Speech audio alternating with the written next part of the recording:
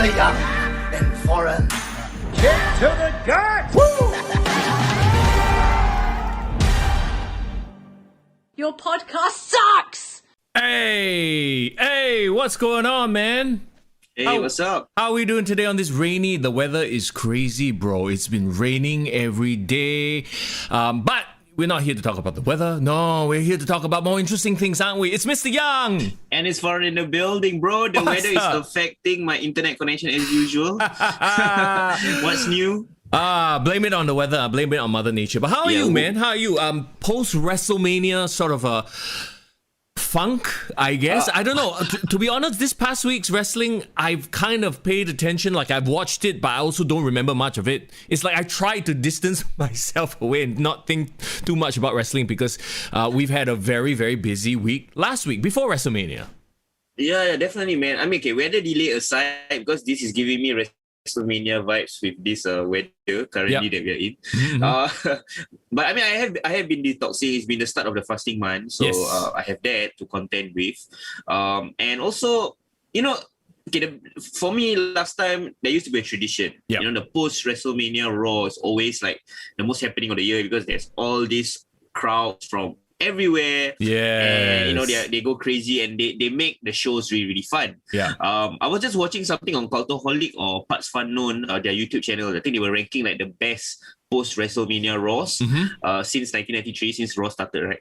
And like when I was for some reason they ranked number one the 2013 Raw. So I was like very curious. 2013, like that never really stood out in my memory. Yeah, so I what was happened? like, okay, I'm just gonna check it out and you know see what was the thing that was so noteworthy about the show. Yeah. And then I realized, holy crap, a lot, yeah. Yeah. Okay, you know, we you had, talk like, about the whole vibe of the Raw after WrestleMania. You expect surprises, returns. This year, like nothing happened like that. Yeah, because I dare say the people who return, they think that, you know, they are over, they are a big deal. But for us, it's like Charlotte Flair, okay. You know, Viking Raiders, okay. Yeah, right. Well, You know, so we had lah. well, there was that huge, main event happening where Mace and T-Bar, I guess they didn't go back to NXT. Dijakovic and Dio Madden didn't go back to NXT. They stayed on Raw, but they're now part of the Hurt Business. Who knows? We'll have to find out next week on Raw. Bro, we have gone from Brock Lesnar debuting on the Raw after WrestleMania to T-Bar and Mace. The Retribution Part 2, the Hurt Business. And remember they had the whole feud with the Hurt Business for the longest time? Yes, they did. So, Well, you know what it is? You know what I feel like these writers are doing? They're like, What? okay, let's take the two horses. Because they obviously see Ali no up. I'm sorry. We all know how talented Ali is. But they look at Ali, they don't see like a marketable horse or anything, right? Doesn't it feel like that? Yeah, doesn't it feel like that? It feels like they gave him the ball to run with Retribution and they gave up on him. Yeah, and then As so soon- they decided in their mind, let's. This is not my thoughts. This is me being a writer. Let's take the two big horses and put them with and replace the two smaller fellas in the Hurt Business. Bro, this explains what happened to Slapjack lah. Because Oh, yeah, Slapjack is small. nowhere to be seen after this. Yeah. So essentially, what you have now in the Hurt Business is all the horses in one faction. From the two factions, they culled all the cruiserweights. Cruiserweight all go to 205 Live and main event, and they just filled it out with horses. This is the horse business. Okay, so Mace is technically, not technically, he is a black guy. Yeah. So, you know, okay, still can fit a bit. So does this make Dominic Dijakovic the Owen Hart of the Hurt Business? Yes, Owen Hart, Crush. We're referencing the Nation of Domination, obviously. Before we do anything, though, we want to give a big shout out to everyone who's in the chat right now. If you're listening to this going, what chat? We do the show, the podcast, on a live stream now on Mondays, noontime on YouTube. So follow us on our YouTube channel, Kick to the Gut. What's up, Lavin? What's up, Div Royalty? How y'all doing? Hey guys, do you guys prefer this timing? Please say on the chat, like, is this timing better to you than a Friday? Because we seem to find that Fridays, like, people always like kind of busy, preparing for their weekends. That's true. So maybe that's the true. start of the week, starting your week with Kick to the Gut, is it better? That's right. Let us know. Lavin says the sky is crying for the firing. Yes. We're going to talk about that. Not only are we going to talk about the recent firings, which very strangely they did on the exact same day last year. McMahon 415 says, "You're fired." Bro, this is gonna be the Black Friday of every year for WWE. Yeah, because 415 guys, 415. yeah, for WWE is they cut costs, they save on money. So Yeah. that's the Apparently, Black Friday. I was just reading some dirt sheets, the things that I usually do, and then apparently, this is one of the first big moves of our new talent relation head. Apparently, they have a new name for it right now. Why is that? Like strategic division or some crap, something that sounds like Shield. Sure. But basically, Mark Carrano got replaced by a returning John Laurinaitis. People And power. this is one of his first big edicts, as the head of this new division lah. Oh dear. Cutting costs. And stepping on toes left, right, and center again. Wasn't he not very liked back, in his first run as? He's the guy that replaced JR as head of talent relations. So And it's everyone- like Michael Cole trying to walk in JR's shoes. Like, no one's gonna like the next guy. But Michael Cole, I think he stepped up and he really filled those shoes, right? John Laurinaitis, I don't think ever was respected. Oh, I mean, maybe he is respected in the business, but he wasn't liked. It's weird because, right, they made all the WCW talent that came over to WWE during the invasion into the head of backstage people, they got really, really big cushy roles. And I'm thinking to myself, like, what have they ever done in the business? Wow, I mean, maybe, you know how it is, some people can teach but they can't do, and vice versa, some people can do but they can't teach. It could be something like that. So you talk about these WCW talents who may come in and they might be really good teachers, like Hugh Morris, for example, or Albert, aka Bloom, right? Yeah, Tensai. Matt Bloom. Matt Bloom, yeah. But maybe on screen they never reached the heights that they could have. Maybe they're just teachers, not doers. I was just thinking, like, if Bret Hart really signed that 20-year contract, what would he have been doing right now? Would he be like the Arn Anderson, like the backstage road agent? Maybe. I think it would be really cool to have a Bret Hart backstage all the time. To put people in sharpshooters, huh? Yes, and put people in their place. Maybe that could be it. So, in any case, anything from this week other than the new horse business stand out to you, really? Yeah, I was just telling you before we went on air, right? That of all the shows that I watched, I mostly eyeballed the shows and checked the results. But the one show that actually sat through the whole thing was SmackDown. Oh wow! Yeah, because when we were doing the podcast, SmackDown always kind of misses our. Is that in that period between our show, you just released it, and then like by the time we want to review it 1 week later, it's a bit like basi like okay, old news already, right? So in the lead up to this episode, I was okay, I'm gonna check out SmackDown, and you know what, SmackDown is still, in my opinion, a very easy watch. Yeah, because it's a nice 2 hours. It's not a 3-hour show. But you can say the same thing for AEW Dynamite. It's very hard to sit through Dynamite right now. So, okay, like to be fair though, I found this episode of Dynamite quite watchable in that finally things are falling into place. Okay, the main event stars. The mid card and below, it's still bullshit lah. Like random matches. Somebody on my Discord sent me a list of some of the matches that are happening on AEW Dark Elevation. I'm like, what business do any of these wrestlers have facing each other? It's like main event guy, jobber. Main event guy, jobber. Main event guy, it's like, what is this, like WWE Superstars lah? Like, know that they are just there to lose. This seems like a very old school type of booking. Like, they will only show the stars beating jobbers only. Yes. And in hopes of getting the jobbers over, like, the jobbers have a good showing or whatever the case may be. Yeah. It doesn't make me want to watch Elevation Dark at all. Of course. Like, I have no interest. And people keep telling me, it's like, hey, you should at least watch one episode. I will. At some point, I will. God damn it, I will. But back to Dynamite real quick. I like the Inner Circle stuff. The whole thing where he's pandering to Mike Tyson, Chris Jericho pandering to Mike Tyson feels a little bit like, okay, whatever. But I'll take it. Because now you got your huge face faction. You got the Pinnacle, which is a huge heel faction. You have another heel faction, the Elite. And the Young Bucks coming out to wearing their Dior Nikes or whatever. Like how much are those shoes worth? Thousands and thousands? I have no idea, but they sound and they look pretty like it's those kind of fake tie rich, Oh my god, they are so douchey. It's perfect. I actually might like them now that they are embracing, because you see, and okay, maybe as someone who's slightly older, right? I'm going to sure. yes. This is the part where I go off on the Young Bucks. Maybe as someone slightly old, and I think we've talked about this before. They've always had this aura of, yeah, we know better. Yeah, we're the cool kids, right? That rubs me the wrong way, but maybe the younger generation, they enjoy, because the younger generation, they don't really care for these long, drawn-out storytelling matches. They just want spot. That's why they're spot monkeys. Yeah. But now that they're embracing this, yeah, we do know better.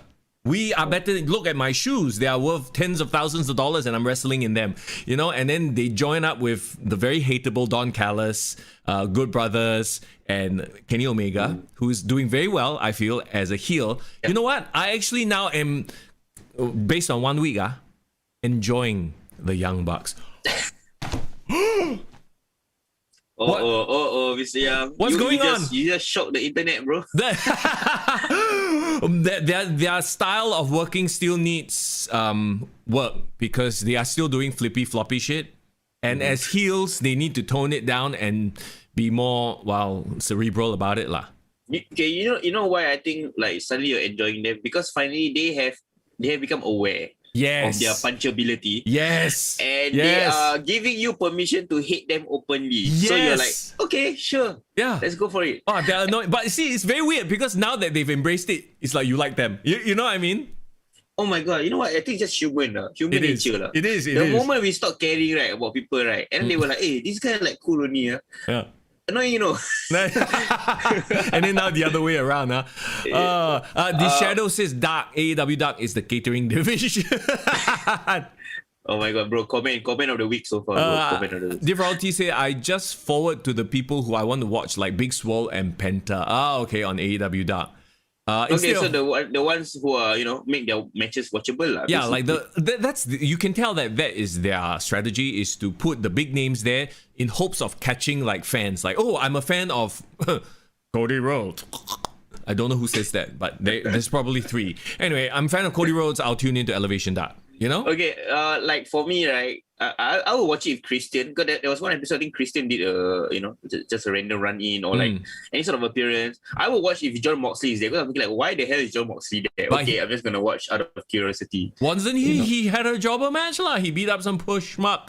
Yes, he did. He did. Speaking of Christian, by the way, he is now in a feud with Team Taz, who apparently are feuding amongst themselves. What do you think of Christian and Team Taz? Well, there's no history to speak of that I'm aware of, at least, right? But I like that Christian is this he's this respected veteran and is addressed on screen. Yeah. But he's also not being like shoehorned into the main event straight away. He's earning his way up. I kind of like that story that they're trying to tell. Yeah, I agree with that. Let me just read one more comment by Div Royalty. Instead of Raw Underground, they should have called it Raw Catering.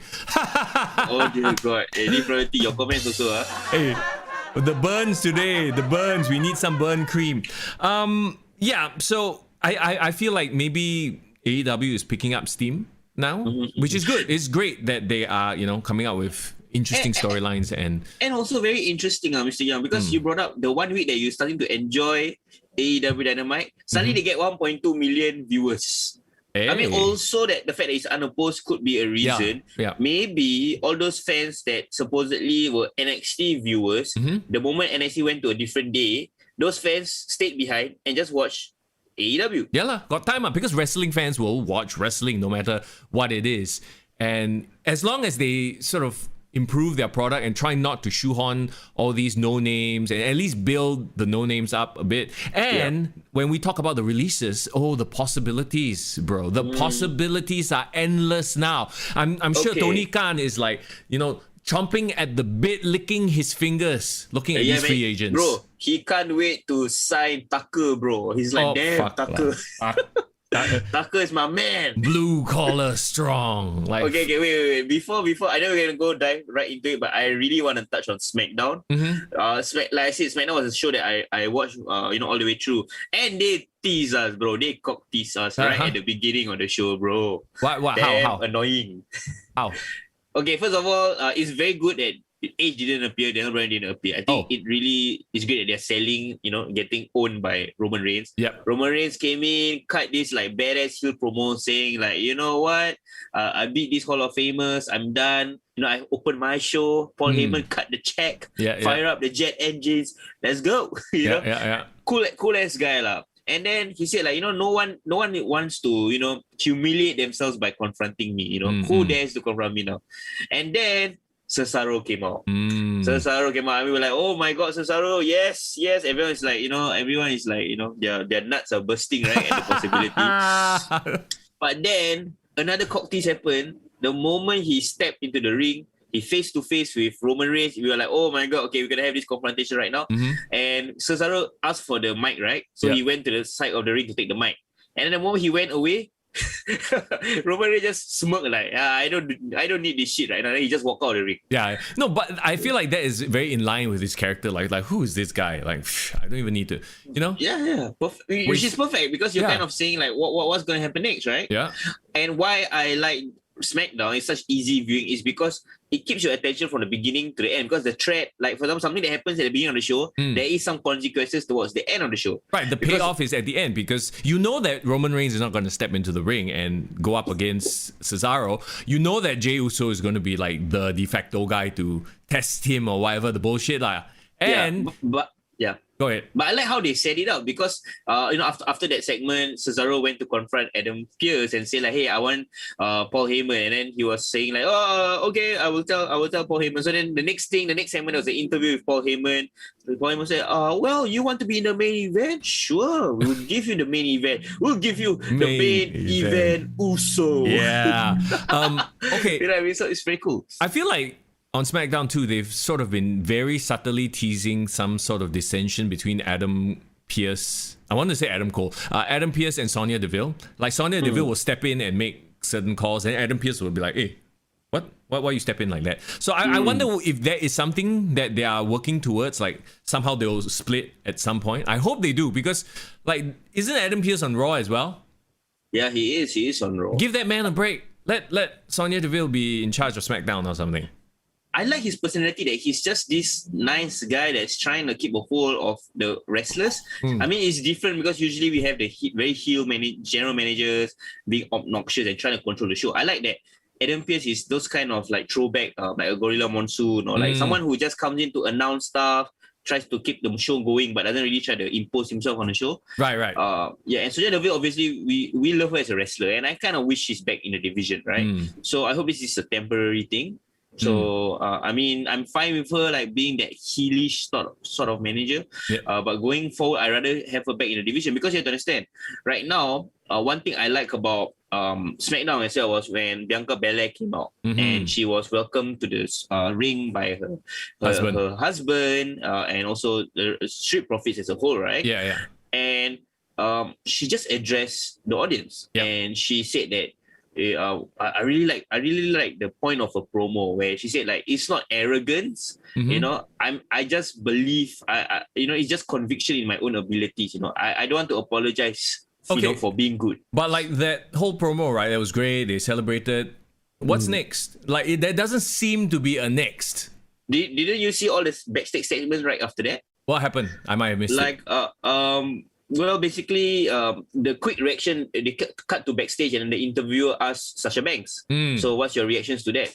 And like how they make it very feel good. Sasha Banks was like smiling, when she was on the floor. But on SmackDown, she sold that, she was seething. She barely said, she didn't say a word. She was pissed off, So essentially, this feud is going to carry on now. Yes, but what was very interesting was after that, there was another backstage segment where the interviewer interviewed Bayley. So Bayley is like throwing her head in it, because she's saying that, you know what, I saved WrestleMania, I saved the show from those terrible hosts, And then she brought out the valid point of the fact that, she has been, the longest running SmackDown champion. Yeah. She didn't even get a match.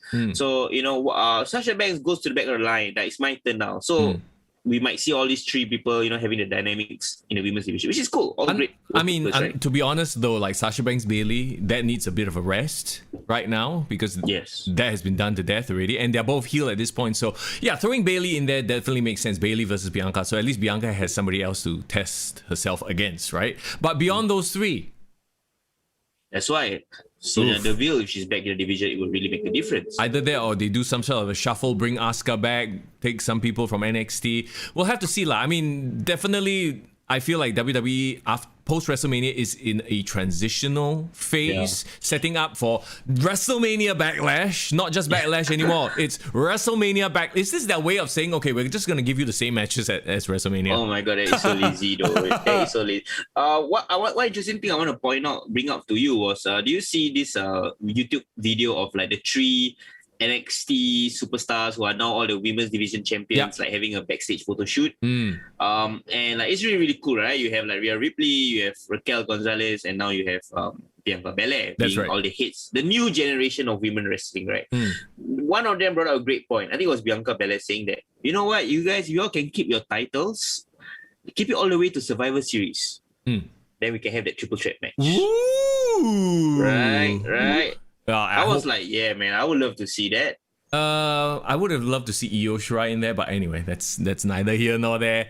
But then again, Io Shirai coming to SmackDown or Raw soon. Yeah. Oh my god. Well, which match would you prefer to see? Io Shirai with Rhea Ripley or Io Shirai with Bianca Belair? Triple threat lah. For Survivor Series, she wins back the title. Oh, wow. Yeah, you know what I mean? Yeah. I think that, to be honest, like if she ever does go to the main event, I don't know if they'll even know how to use her. It'll be Asuka all over again. She'll come in, they'll try to push her a bit. She'll beat Carmella and Naomi. Oh dear God. And Tamina and Natalia. But then after that, it's like... Oh, speaking of Tamina, bro, do you see some Twitter drama that happened over the past week? But what? Like some Samoan family feud between Tamina and Nia Jax. Huh? What happened? Oh my god, them dramas, yeah. I don't know whether this is shoot. I guess it's half-half. Work lah. It's probably a work. No, it's a work, but it is a very interesting angle that they are playing. Okay. Nia Jax was like, I'm pissed, keeping quiet about this and pretending all nice and you all make me out to be the bad woman. But the fact of the matter is, everyone respects Tamina. Like the fans, my Samoan family, all respects her, but none of them respect me. In fact, they all outcast me. Like I'm the black sheep of the Samoan family, and I'm sick of trying to pretend that she said like, you know what, Shayna Baszler has been there for me more than my family even. It's like legit. It's like a threat. Like she really ranted. Wow. And then she said like, so Tamina, don't come and tell me about me not giving you opportunities, blah blah blah, that kind of bullshit. Like I made my opportunities in spite of my bloodline. Interesting. So you talk about blood is being thicker than water. I've seen when my blood wasn't there for me at all. Some shit like that. That's actually very interesting. And also, I just had a thought. What if Tamina were to join the Samoan bloodline? Ooh, on SmackDown? On SmackDown. She should. Yeah, right. It's family. You know what's interesting as well, bro? What? Now we have Bianca Belair, right? We have Street Profits. What if Jimmy returns? Jimmy, Jay, Naomi. Wow. Part of Samoan bloodline. Hey, dude. That's it. Bro, that's a division right there, bro. Yeah. Now you have a full-on faction. Yeah, so it's like a faction on SmackDown, like a face faction fighting like, the heel faction. But it's mid-card, but also it allows Street Profit to be in the main event sometimes. Right. Sometimes. Once in a while. Usos versus Street Profit as a tag team rivalry throughout the summer, why not? Dude, and it'll be very exciting to watch too, considering those two team style. It's just that, the tag team titles are on the Dirty Dogs, who, much respect to them, but what the hell? Like, they aren't really doing much with them. They are really placeholder champions at this point. You know what? They had a tag team title match, right? Street Profits versus the Dirty Dogs on SmackDown. And Bianca Belair was saying like, hey, time for you to pick up some gold, yeah. Yeah, we need some gold in our house, something like that, right?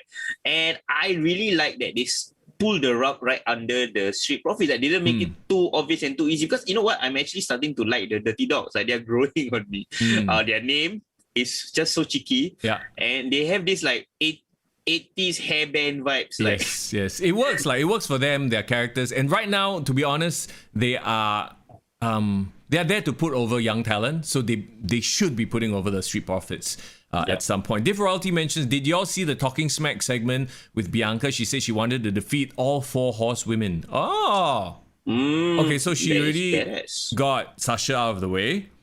Okay. There's still Becky, Charlotte. Becky, Charlotte, and also eventually, well, she should work through Bailey Bailey first. Yes. Wait. Charlotte, then Becky finally when Becky returns. Wow. But yeah, that would be, I mean, if you go over like a few years, this is not going to be something that happens in 2021, 22, you know? Bro, I'm imagining a WWE 2K22 storyline, man. Defeat the 4 horsewomen in a gauntlet match. Walao eh! That would be quite dope. That would be quite dope. All of them will have to be healed somehow. But yeah, that would be very dope. Anyway, okay, so that's SmackDown. Oh, before we move on to the releases, let's talk about a new addition to the commentary team. Actually, oh yes, Raw and SmackDown commentary team. So okay, when I didn't know anything about the new commentary team. When I started watching Raw, I'm like, who the hell is this fella? Like, I've heard rumors and like Dirt Sheet talk about them bringing in a new guy, but immediately onto Raw as the main guy is this guy called Adnan Virk. I didn't know anything about him. I have no idea about his background. Yeah. Apparently he's a ESPN sports guy. He's a former ESPN sports guy. He was kicked out because he was leaking information, which is very ironic. Oh my God, WikiLeaks. Okay. Yeah, but I mean, you know, talking about a business that has Dirt Sheet issues. Oh my God, I tell you straight away, like, what's his name? Who's the guy who's always on the Dirt Sheet? Wade Keller. Huh? Oh, Wade Keller. Dave Meltzer. Dave Meltzer confirm start like jerking this guy off already. Like, hey, bro, you be my friend. I'll give you everything. No, but the thing is, right? The thing is, he'll probably give all the wrong names to Dave Meltzer because this guy doesn't know I mean, I'm sorry, but maybe I'm being very hard on him. It's his first Raw, but it's very obvious we have another Mike Adamle situation here. As in, they brought in a guy who has broadcast experience. Don't get me wrong, and he claims to have watched wrestling, but like the fact that he can't call suplexes and.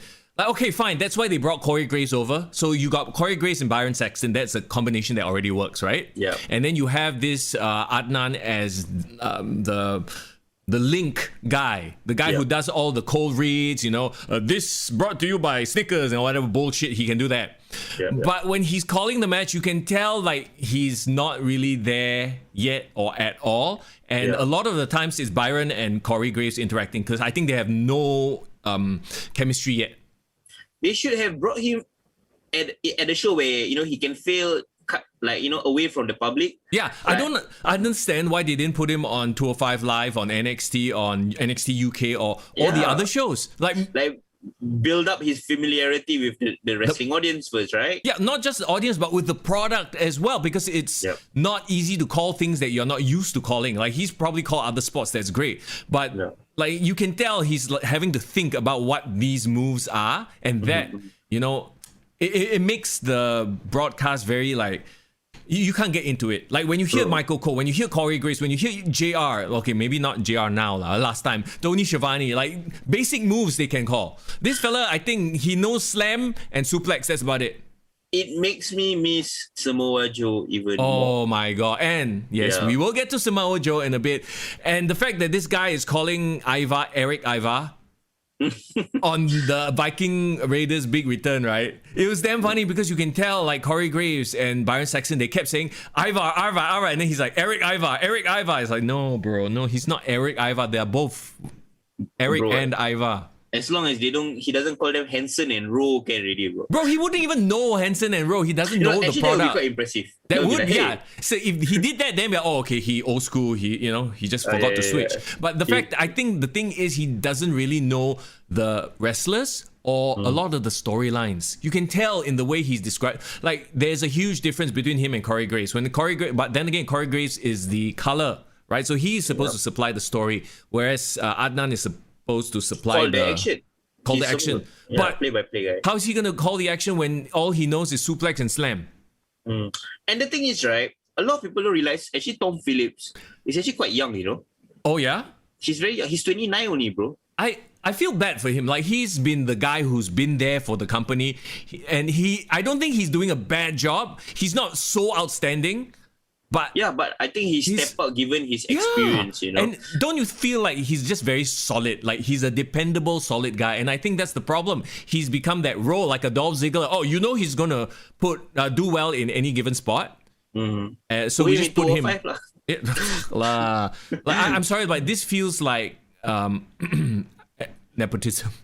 I was really comfortable with the Tom Phillips, Byron, and Samoa Joe kind of combination. It was really, it got to a point where like it's very normal really for me, right? Yeah. This is a huge jarring, not because of Corey Graves. Corey Graves and Byron Saxton have chemistry, and I know that combo because they used to work NXT. So I'm actually used to that. But this fella, look, I've worked in broadcast for many, many years. And I know, Singapore is not the scale of WWE or anything, but this reeks like, to me, someone higher up. And I believe I was reading the dirt sheets. WWE has a guy, President Nick Khan was the one who pushed to get this guy in.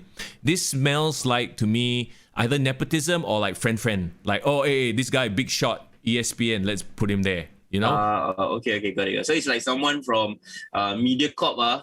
Suddenly he go to this new company. He's like, hey, I bring my MediaCorp friend. Exactly. That's exactly like it is. Very specific example you've given, by the way. I just tell you where I work, man. I mean, I can only tell the experience that I know, right? Yeah, but and apparently this guy hasn't met Vince McMahon yet. So what? And he's calling the flagship show. Yeah, so this to me is a huge problem, and it reeks of corporate string pulling, which I am not a fan of, and I believe that Tom Phillips has been done dirty, very dirty. Bro, okay, you fire a Samoa Joe and you hire Adnan Virk. It's like, bro, you selling Ronaldo and buying the old fat Ronaldo. That's the best. I'm trying to give you a very relatable mainstream football metaphor for you to understand, but that's exactly what it is, right? But not even, because at least the old fat Ronaldo has experience in football. This fucker has no experience in wrestling. So it would be selling Ronaldo and bringing in Michael Jordan, the fat Michael Jordan. I took that personally. But okay, we'll have to wait and see. I think I'm being very bitchy. Like I told you as well on the day. I'm saying like, bro, give it a month. I get the Mike Adam Lee references straight. I was thinking like, oh, this guy doesn't know the product. Oh my god! But you know what? Like his voice doesn't sound out of place calling action. Really?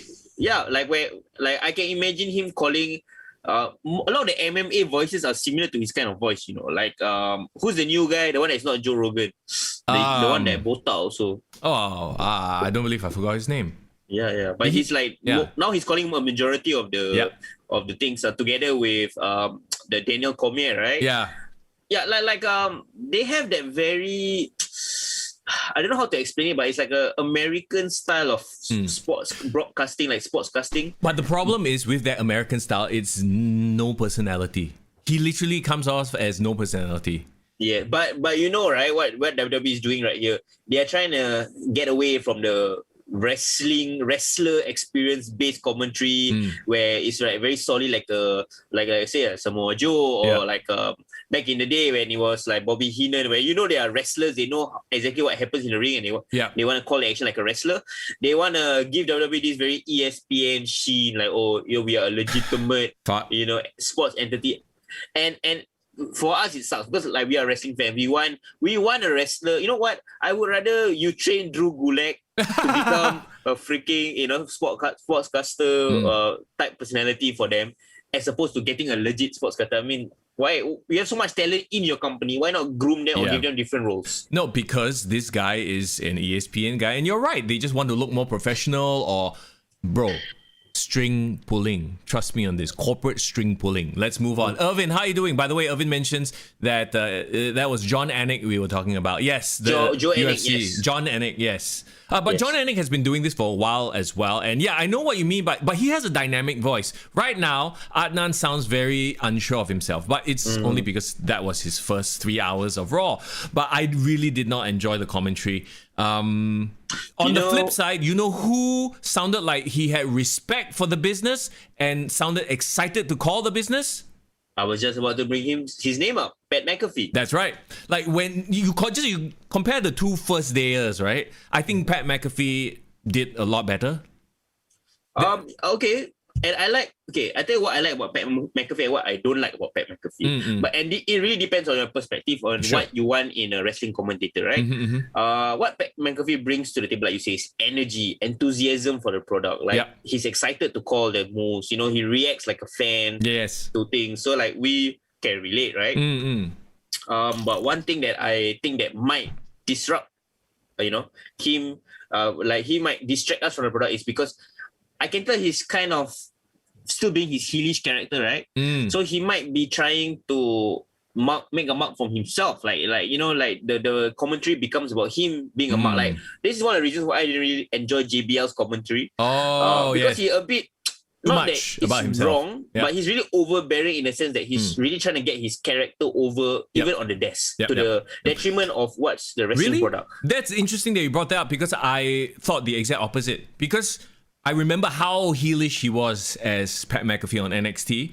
He's like, I feel like on the commentary desk, he's been told or he's been coached to not overdo it. And I think he dialed it down. He dialed it a lot, like way down. So I actually didn't have a problem with it. Like, you know, Corey Graves is quite good at it. Like, he will chocho once in a while, but he knows not to go too hard. So, it's a kind of conflict for me because I grew up in an era where the wrestling commentators were personalities on their own. You got people like Joey Styles, Jerry Lawler. Of course, Jerry Lawler is like the epitome of it, right? And I really enjoyed it. I enjoyed it. There's one who's like calling it straight down the middle, like JR, and then there's like a crazy ass character, so you can like laugh. But you know what? The older I get, the more I liken it to Snoop Dogg calling boxing. Wow. You get what I mean? Like after a while, you realize that this guy just trying to be a mark, trying to snipe comment. You see, the problem is with that analogy though is like, Snoop Dogg is a celebrity guest commentator, and you can tell, but this is like one end of the spectrum. He knows the sport, but he's marking out for himself and the sport. Whereas I feel like someone like Pat McAfee can go down. He has definitely the potential to go down the road of Corey Graves. You know, where he is a character, but he's also calling the action and he's bringing a color to what's going on to Michael Cole's play-by-play. To be honest, Michael Cole right now is handling a bit of both because he's good, you know. And a lot of people don't give Michael Cole credit. I give Michael Cole credit as a broadcaster myself, that I can tell what he's doing half the time. He's trying to bring, emotion and feelings into a match, whereas someone like Adnan can't do any of that. He can't even get the names right. We should ask our chat which commentator they enjoy the best in WWE right now. I can tell you who I enjoy like and it's a very surprising one. It's something that doesn't really come to mind straight away. But I really enjoy his voice. I really like Wade Barrett. Wade Barrett, okay. But Wade Barrett is another one who is very heelish, kind of. Like he will side with the bad guys, you know. He does. He's a bit of a throwback. Yeah, so he is the best kind of throwback that I like. He's something like I wouldn't say he is like Gorilla Monsoon together with who's the other guy? Bobby the Brain. Is it Brain? Brain is and Monsoon is the one together, right? Yeah. Okay, because I keep thinking Bobby the Brain has a very high pitched voice, but actually he does have a low voice. Yeah. So Wade Barrett actually gives me Bobby the Brain Heenan vibes, but he hasn't like become flamboyantly like evolved form of Bobby the Brain. He's like this, like he's a proper Englishman, sort of a gruff guy you will meet at a pub and talk with at a pub. I personally enjoy Corey Graves as a commentator the most. Right now. That's my favorite. So I think maybe for me the reason why I like Wade Barrett is because he gives legitimacy to calling the action, and also he gives a bit of character and personality that I think as a wrestling commentary you need. Like you have to have someone who can become kayfabe, and play off the character of the heels and that kind of thing. Irvin says Ventura. It was Ventura and Bobby the Brain. I mean, not Bobby the Brain, sorry. Gorilla Monsoon, yeah. Jesse the Body. Jesse Ventura is Wade Barrett kind of vibes. Yes, you're right. The other way around, But you get what I mean, right? It's early days. We'll see where all these things lead. But trust me, I have a very good feeling that Pat McAfee will be fine. Adnan will get the Adam Lee treatment at some point. You just watch. You just watch. You know what? I'm not gonna say yes or no. Like honestly, I can see going both ways. If he is really a fan, and he is serious about this, he probably will get the feedback straight away. I think he probably got the feedback already. Oh yeah. And he's probably gonna like, you know what? I'm just gonna stay up the whole night. I'm just gonna memorize every single roster member, including freaking Dana Brooke. I'm gonna make sure I get Dana Brooke's name right. You know, that kind of shit. Yeah, you're not Mandy Brooke or Dana White or Dana. Dana White. I probably call you her Dana White. Yeah, he ESPN guy and everything. We'll see. Okay. I guess this is a nice segue to lead into, because they removed Samoa Joe, who was arguably one of the bright spots of the Raw commentary team, right? He's now gone, and not just gone, but released. Let's get into today's topic, the releases. So before we look at this year's release, let's go back 1 year ago on the very same day. Seriously, they need to do something about that. Like, just do it one day earlier or later. Why do they have to do it on the exact same day? 4:15. You know what? The wrestlers will be like waking up as a nightmare on this freaking day. 4:15. Just 4:15. Don't look at their phone. Just pray that they don't get a message from Johnny Laurinaitis. Okay, last year, let's see very quickly, go through last year's releases and where they are now. You put up a list already. I have a list in front of me right now. So Awesome. The biggest name, and funnily enough, this year's biggest name and last year's biggest name were like the same size, same build. If you think about it, because last year's biggest name was Rusev. Yes. AKA Miro. And we all thought, oh, he's going to be on AEW and it's going to be so good, right? He's going to get that push. And the fucker is playing video games on Twitch, which nothing wrong with that. That's great. I do that. Yeah, you do that too, right? But that's his, not only is that, I mean, that's his side hustle. That's great. But why is that his gimmick? And he's just got stuck with the what's his name, Kip Sabian and Penelope, and that's it. Like, he's the best man, and his literal gimmick is for one event. Like, what the fuck?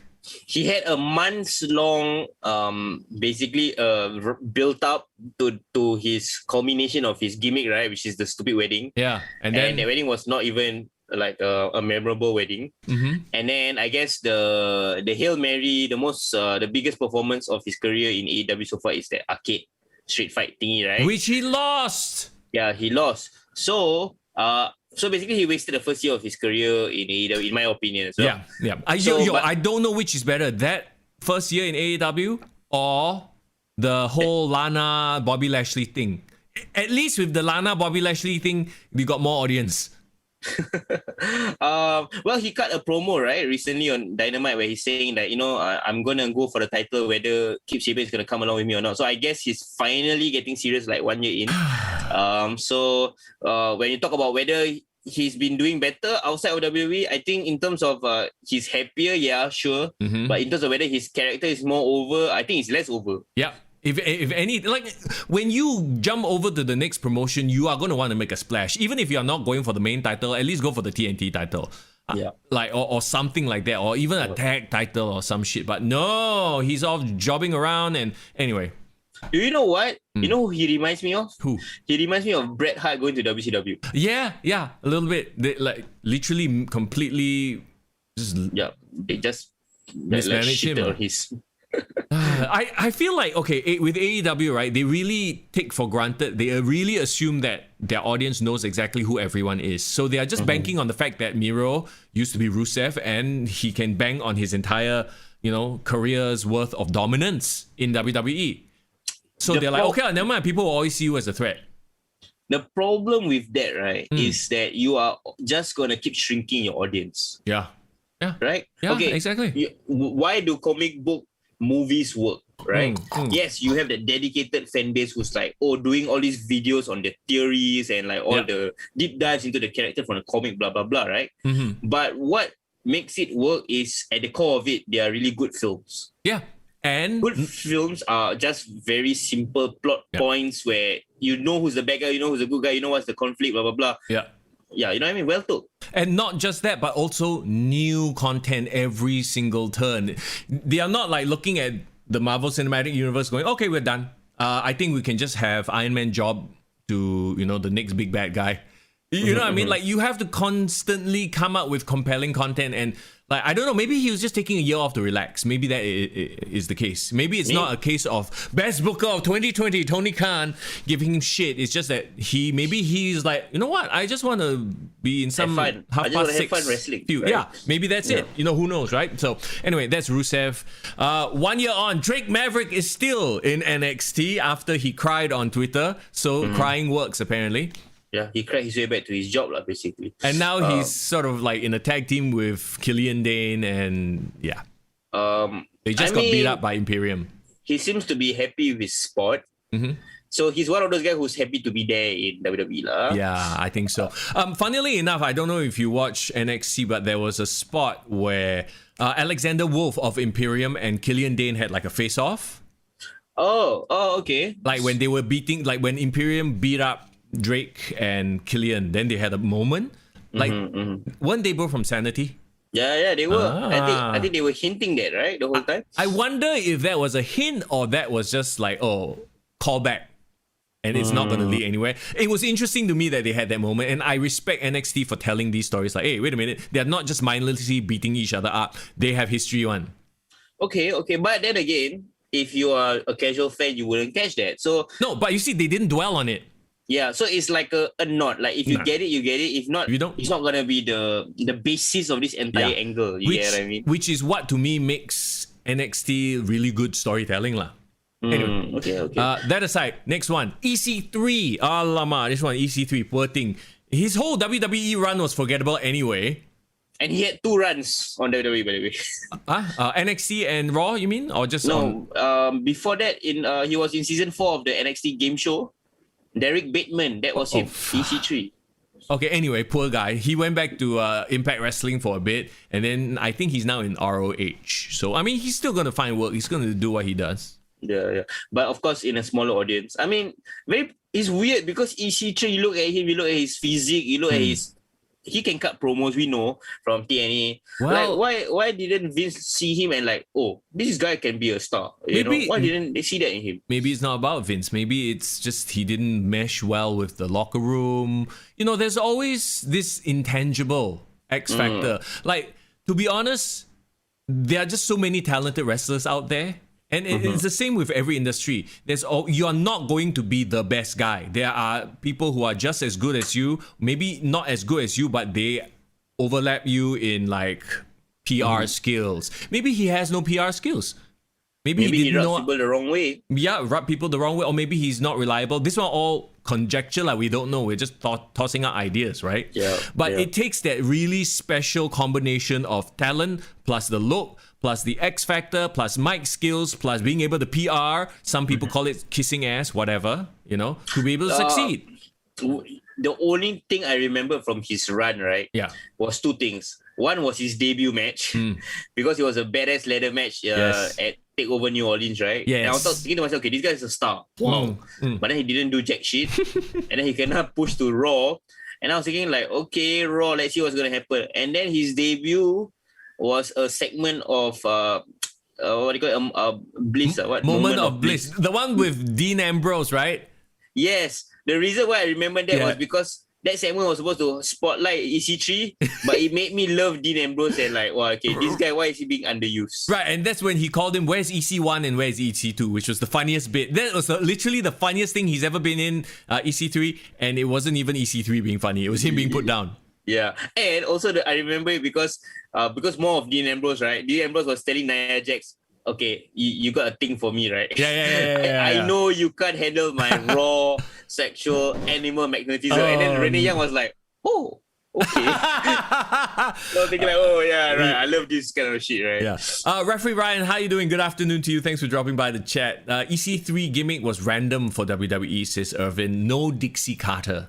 Yeah, because you can't play along with the Carter, nepotism shit, right? It makes zero sense. So, okay, let's move on then. Zack Ryder, aka Matt Cardona, who showed up on AEW for literally a cup of coffee. Yep, he did. And then went on to Impact Wrestling, together with his friend Kurt Hawkins, who is also in Impact Wrestling. So are they now a tag team in Impact Wrestling? Actually, I saw something like they are feuding, like they are going up against each other. So they're friends who work with each other against each other. Makes sense. Okay, so they're having like their blood feud in front of no one lah. Like literally. Yeah, both on site and on viewers. Anyway, yeah, because like the Impact Arena like still until now has no audience and it's so hard to watch, man. It's so hard to watch. At least NXT, AEW, WWE, they moved on with video screens and some live crowd. I don't understand why Impact is not doing anything. Bro, Impact can't afford video screens. Bro, my PW, not my PW, sorry, the other one. Apex Wrestling has video screens and they are, in Malaysia. They are by no means like, maybe they are bigger than Impact. I don't know. But like if they can have video screens, how come Impact cannot? Obviously, Apex is bigger than Impact right now. Impact over Impact. That's why, huh? So, okay, Leo Rush is next. He's kind of wrestling, like he's doing the whole territory hopping thing lah. So, GCW, AAA, MLW as well. I heard he's like an MLW champion. Yes. And I think now he's doing the whole like rapper, like legit hip hop artist gimmick kind of thing. Lashley. Yes, he came to my mind this year because he posted about Lashley when Lashley won a title. Yeah. A nice throwback because it brought us a throwback to our season 1 days. Lashley, right? yeah. I mean, what a talented guy. Another one of those guys, like at least have him be in 205 Live, right? But I guess maybe A, he didn't want that. He thought he was destined for more, which more power to him. Or B, he didn't mesh well with the locker room. Remember, he had like a weird Twitter feud with Mark Henry. Yes. So maybe he might have rubbed the older generation the wrong way. So maybe that's the reason. But you know what? You can't deny his talent. Yep. I think he will really reinvent himself well. I see, because he's very young. He's only like early 20s. He'll definitely find his footing and get poached by either one of the big companies going forward. Referee Ryan says he was in the NJPW USA Cup. Also. So he's really like one of those guys that's like promotion hopping lah, free agent. Yeah. So apparently New Japan has like a new US show. Yeah. I can't remember the name though. But yeah, so it's great that he's getting spotlighted there. I would love to see him in New Japan, really. Really would love to see him in New Japan. I think that would be really cool. Let's move on. Luke Gallows and Carl Anderson. Well, these two actually might be the most impactful, see what I did there? Releases. Because they stayed as a team, they are on Impact, but now they're on AEW as well. Yeah. Well, they kind of like kept their momentum, in my opinion. Like they started the year, hey, they're gonna forever be edged. The WWE, okay, if nothing else, right, the WWE career will always be connected with the Boneyard match. So well, they will getting always beat have up that. there. They will always have that. That's one thing. So like 30 years from now, if like no one is gonna remember Gallows and Anderson, they will be watching that Boyan match. They will be like, "Hey, who's those two guys? Okay, I was gonna read out about them." Yeah. But like you said, they've collected titles in Impact. They were the Impact tag team champions, and they are part of this whole Impact and AEW crossover. So I think they've done well for themselves. But because there is a precedent, they have always been successful outside of WWE. Yes, New Japan being the big one. So I'm happy for them because they are considered veterans at this point, right? Diana Purrazzo is next. She is the Impact Wrestling Knockout champion, knockouts champion. So she never really had. Actually, she was never called to the main roster. She was just NXT. Then after that, release. When before this, right, I always confused Diana Purrazzo with Tay Conti. How? Yeah, they are totally different. Okay, I mean, I know they look different, but for some reason, because like their names and like the fact that they're in NXT, I always mix their faces with their names. Right, okay. Yeah, but so the best thing that could happen to Diana Purrazzo was to get out of WWE, so that now I know her name properly, and I know that she's a talented wrestler, and the fact is in the pudding, right? The fact that she's now the Impact Knockout champion. Congrats to her, man. Yeah, but I mean, I don't know anyone else in the Impact Knockouts division, so that doesn't say much. Moving on, Keith Come on, bro. Slater, Impact Wrestling. He's now injured though, unfortunately. Remember he showed up once for that Drew and Dolph storyline? Yeah, that was like a one-off. He came back, right? Yeah, but he's Impact all the way now. Okay, so I got one question. Is he swole now or not? I don't know. Jacked? He's injured, so who knows? People who are injured can come back looking swole. Just ask Jinder Mahal. Oh, because he has all that time to work out, right? Yeah, and don't not hinder perform. the gender. Don't hinder the Jinder. Jinder for WWE champ. Do you see the meme that was going around? When Rhea Ripley was crying. Yeah. And then Jinder was behind her. Yeah, and then it was saying, the reason Rhea Ripley was crying because she's in the presence of the modern day Maharaja. Okay, Eric Young, Impact Wrestling World Champion. Really? Really? Yeah. Is he now? No, not now lah. But He came back. He won on his re-debut, right? Yeah, it's like whoa. Okay. He tore his ACL last month, so he's going to be out of action for at least like the rest of this year. Damn, that is unfortunate. You know what? Eric Young was always to me TNA's answer to Daniel Bryan. Yeah, you're right. When in his original run, he was really beloved by the Impact fans. He was like this underdog character. Wasn't he the guy who came out with the Canadian Destroyer or made it popular? The one that made it popular was this guy called P.T. Williams. Oh, P.T. Williams. Oh, I got them confused. Sorry. Yeah. But I mean, all of them are Canadian, so I don't blame you. Yeah, the Canadians, they all look alike, right? Yeah, but what I love about Eric Young was he was playing this kooky, weird-ass character, and he always seems to be in the title picture. Like, he will randomly win the title against Kurt Angle. Yeah. Which is cool. But then when he went to NXT, right, and he did the whole sanity thing, I thought like, okay, this is like the second coming of the straight edge society. Like, he's going to go on the main roster, he's going to have dope promos, blah, blah, blah. Oh, I lasted for a cup of coffee. Yeah. After that, gone already. Literally the most successful member of Sanity was Nikki Cross. And even then, now she's not really doing much. Yeah, unfortunately. Okay, moving on then. You just talked about her, Tay Conti. She was also released last year during the cuts. She's obviously now in AEW and the number one contender. She's going to be facing Hikaru Shida this week for the title. Yeah. Would you say that she has actually improved leaps and bounds since she's released? I wouldn't say leaps and bounds. She has improved, but I don't think she's... Well, then again, their women's division is so thin, so I guess this makes sense. It's very weird because when she was in NXT, right? Her matches were terrible. The only thing that I remember about her is this girl is like definitely she's BJJ trained, right? She's like a black belt in BJJ, but it's like not black belt lah, brown belt only I think. Is it? No, she was, right? Okay, never mind. I will double check. But the reason is it was so obvious that she was trying to play wrestling. Yeah.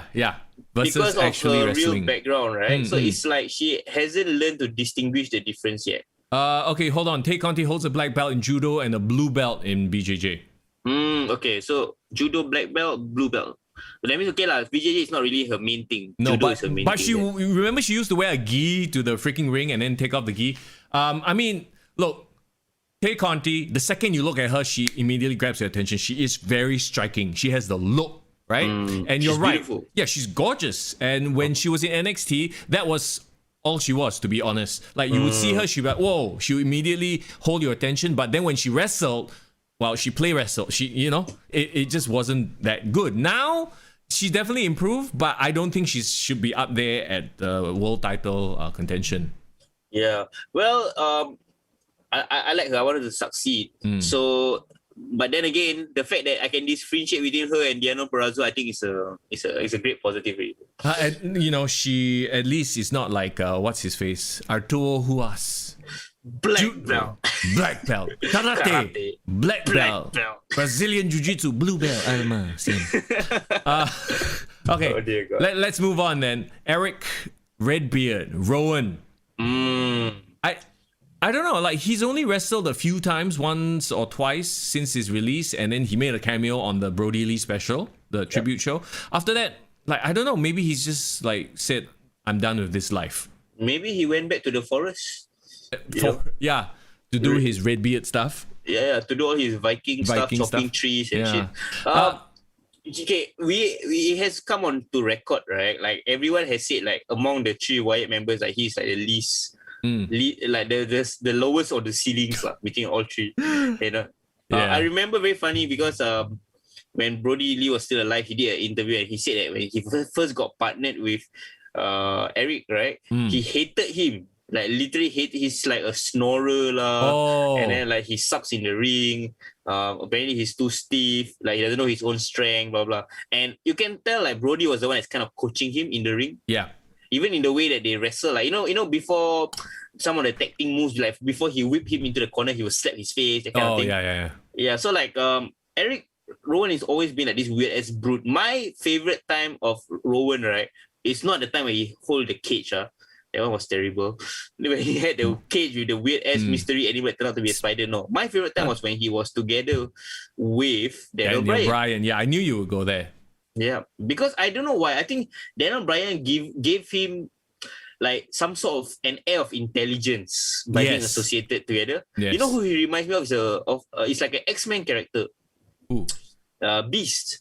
Oh, okay. So he became more than just a brute, lah. He became an intelligent beast. Yeah, and I think there were some promos where they kind of like highlighted that he's actually a very intelligent, smart man, a learned man. but they kind of didn't go anywhere with that. So yeah, did him dirty, lah. Yeah. Let me go back to what referee Ryan just put on the chat. Natalia plus Renee Young equals Tay Conti. Huh? I don't get it. How does that equation work out? The Shadow agrees. Like in terms of their looks, lah. Okay. In terms of maybe, but yeah, like not wrestling style, not character, nothing. No, nothing to do with that. You know who she looks like when I first saw her? Who? She looked like BB Rexa, Yeah, like a BB Rexa, Rita Ora. Rita Ora type. Yeah, you're right. So hey, there you go. That came to my mind when I was watching BB Rexa singing "America the Beautiful." Actually. Hey, take on T, okay, you talked about Vikings. Well, here's a Viking. Sarah Logan was released 1 year ago. And she stepped away from wrestling, and now she's a mom with, of course, Eric, also known as Eric Ivar to Adnan. Okay. So she's raising a Viking child, basically. Yeah, Viking child. So, okay, there you go. Someone else who is raising a child, No Way Jose, who was released. Oh, really? How you know that? He apparently put on social media that, he's going to be a dad. So, is she still wrestling? Not really. Nothing like mega or public anyway that we know of. So maybe he's moved on lah. Yeah, but basically the moment you told me before, right, bro, like the moment he got saddled with this gimmick, right, he's gonna be a jobber. It's like a jobber gimmick. No, it's like either you really make it hot with the gimmick for a while and then it dies off, or your jobber gimmick for life. And he was jobber gimmick for life, unfortunately. It's like the Adam Rose guy as well. Yeah, bro, they should have like a team up, dream team tag match / feud. But that one will be in front of the parking lot. All right. Mike and Maria Kanellis, they went to Ring of Honor. I recently saw an interview with Maria saying that she did an announcement about like there was a Women of Honor tournament or something along those lines. Oh, yeah. Yeah, what a waste though. Like, I really love Maria. I thought she was one of Paul Heyman's favorites, right? When Paul Heyman was the executive producer. And I thought that, that stupid gimmick where she was like embarrassing her husband was a bit dumb. But Maria as a character, as someone on the mic, as a manager, or she could have been like, she could have been sensational Sherry, her ceiling was very high. Differalty says, No Way Jose's theme song is still one of her alarm tones. No way, Jose. No way. Oh my god. No Way Jose, Fandango, and Adam Rose. Triple threat in front of the parking lot match. Jobber match. Winner actually gets a change of gimmick. How about that? Aiden English. He has his own YouTube channel. He wrestles for Zelo Pro Wrestling. Never heard of that. So yeah, he's doing stuff. Doing stuff. Well, how was he on commentary? Because I remember he went to the commentary and all that. For a bit, I think it just didn't work out. Like, I didn't enjoy his commentary. It sounded very stunted and disjointed. I feel so bad because obviously he will forever be known as Rusev Days, manager of Rusev, and now both of them are out of the company. So the one that's left is Lana. Woo! Yeah, the best one of the three. The Colognes, they are on the indie circuit. Wow, so Colognes was released last year. Yeah. I thought they were released years ago, sir. No, yeah, but it seems like it, right? Because they've like literally never been used. They haven't done shit, man. Talking about haven't done shit, Cassius Ono, Chris Hero, he's doing a podcast and probably just talking about wrestling. Wait, Cassius Ono didn't go back to like indie wrestling or NXT. I thought he went to NXT UK. Not that for a while, and then like I don't know what happened after that. So so he did get released last year. Yeah. Also Curtis Axel, Joe Henning. Oh damn! I mean, okay lah. I thought Joe Hennig, if nothing else, right, he would have been like backstage helping train wrestlers. He apparently hasn't wrestled since he was released. So, you know what's weird? He was released a year ago, but Bo Dallas only released this year. yeah, since like Bo Dallas was like, "Wow, heng ah," but 1 year later. Kena.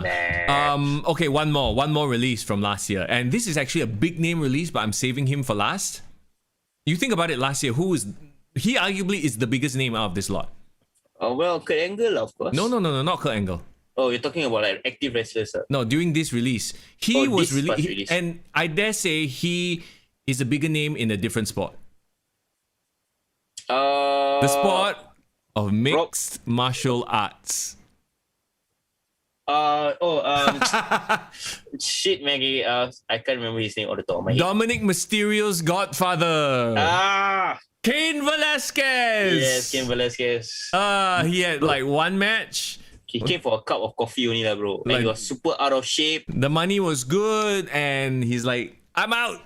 Bye-bye." He probably asked for his release. Anyway, Bro, him, right, wrestling on WWE for contract, right, is the same as Ben Askren taking a shot to the face. from Jake Paul. I mean, everyone. I don't know why everyone is like. When I posted about it on my Instagram, everyone's like, "Oh, he took a dive. It's fake." Blah blah blah. I'm like, no, I think that it was like he just got knocked the fuck out. You know, this Jake Paul looks like we know he's been training boxing, and Ben Askren is notoriously shit at stand up. Like his entire career has been wrestle people to the ground, gorilla fuck them on the ground until they cannot get up. That's it. Ben Askren didn't take the match seriously because he was out of shape, right? But he's always been that shape. He's never been jacked, swole, six pack. No, that's not him. He's a wrestler. Yeah. He will put you on the ground and suffocate you on the ground until you lose. That's his entire game. So him going into a box, and this is pure boxing, it's like he can't even do any of that shit. Yeah, so it's like, wow, he's doing it for the payday. Obviously, that's obvious. And he was like smiling. He made like twice how much he would make in the UFC, so he's happy lah. Yeah, but like the fact that it was a joke match, and we know on his side he wasn't taking it seriously. Yep. Why did people even pay money to watch this stupid fight? I didn't. I just watched the highlights on Instagram.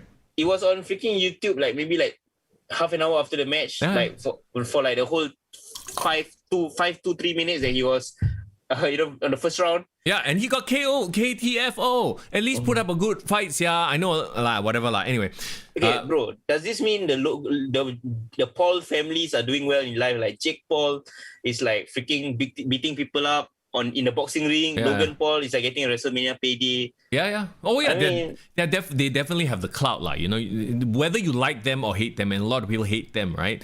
They are good at marketing themselves, putting them in a position to be paid, brother. Money, dollar bills. So Logan Paul is the one that beat KSI, right? Is it? Like boxing as well. Yeah. I remember they had like a boxing gamer slash. But KSI is a rapper, right?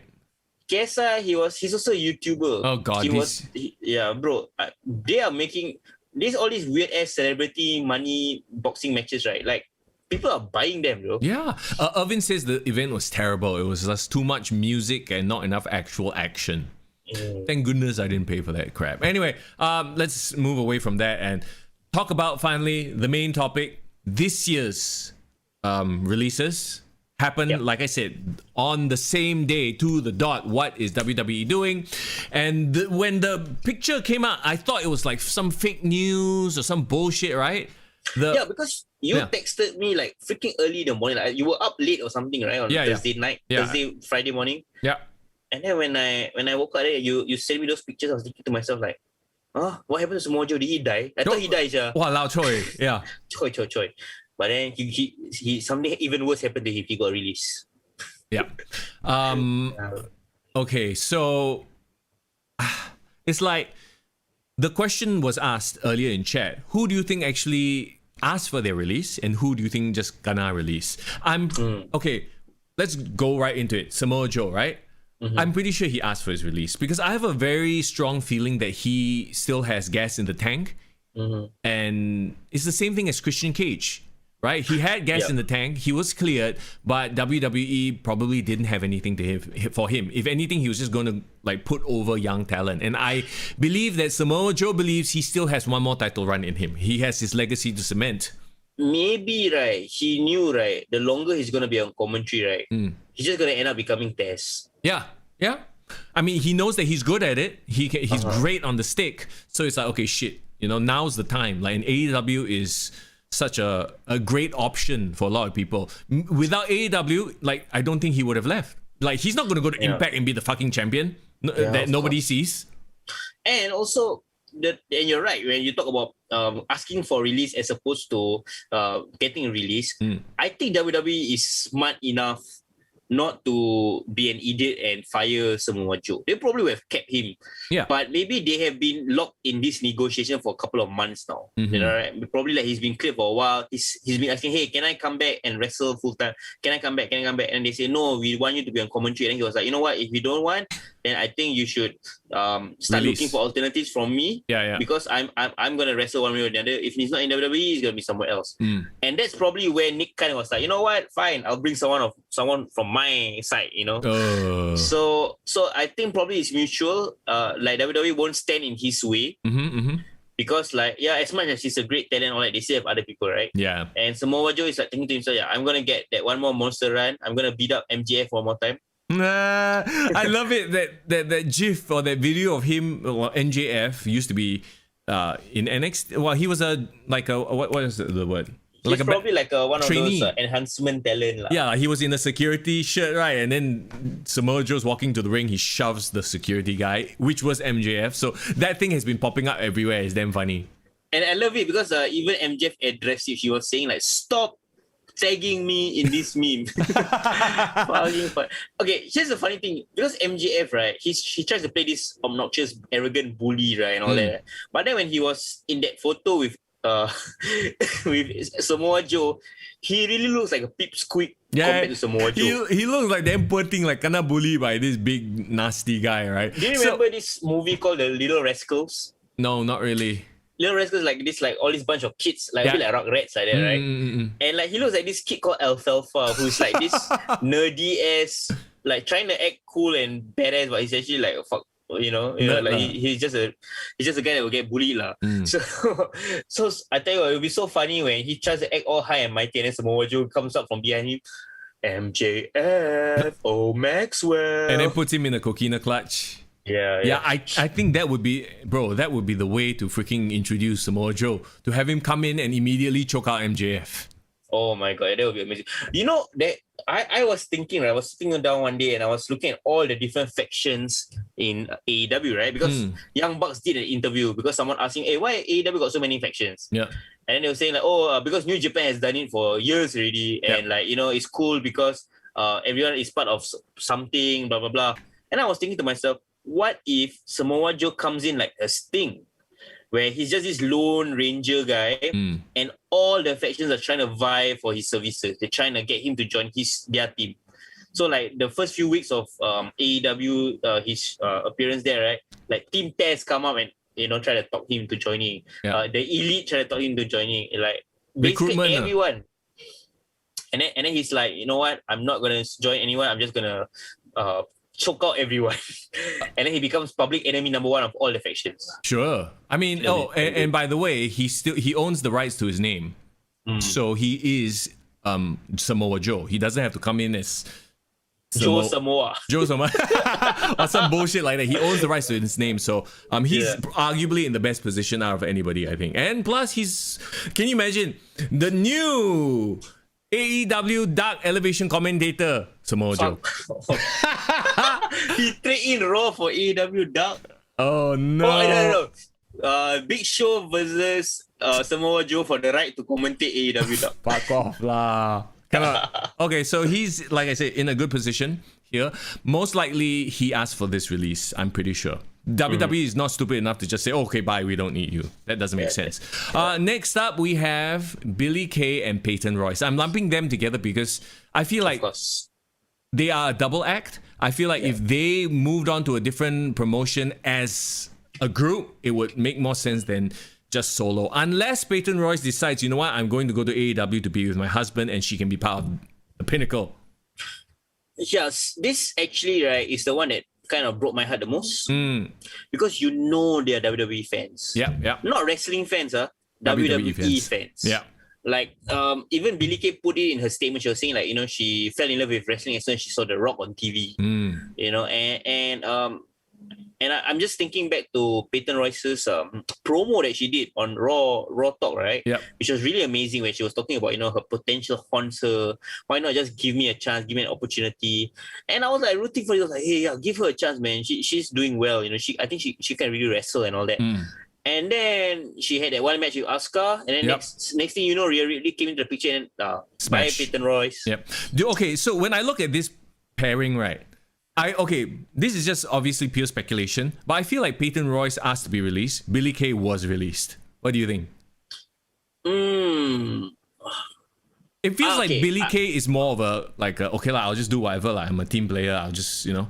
Did you see what Kevin Dunn said about Billie Kay? No, what did he say? So there was something that came out on Fightful Select, where the reason why she was released was Kevin Dunn openly was questioning her backstage and talking to everyone backstage, saying that, hey, I don't get this Billie Kay. I don't see her. She has a ceiling to her. I don't see her, like, her appeal, blah blah blah. Yeah. So he basically fired her because he just took a look at her and saying, like, you know what, I don't think she's gonna do it. Amount to anything in WWE. And I was thinking to myself, like, that is so weird, because she was on every single show on SmackDown. Yeah. Her resume thing that she was doing was entertaining. She is literally one of the only few female wrestlers that had personality. You can put her in any role, I think she will do well. Yeah, but you see, the thing is too, like, and this is me thinking, like, okay, I'm trying to put myself into Kevin Dunn's shoes, right?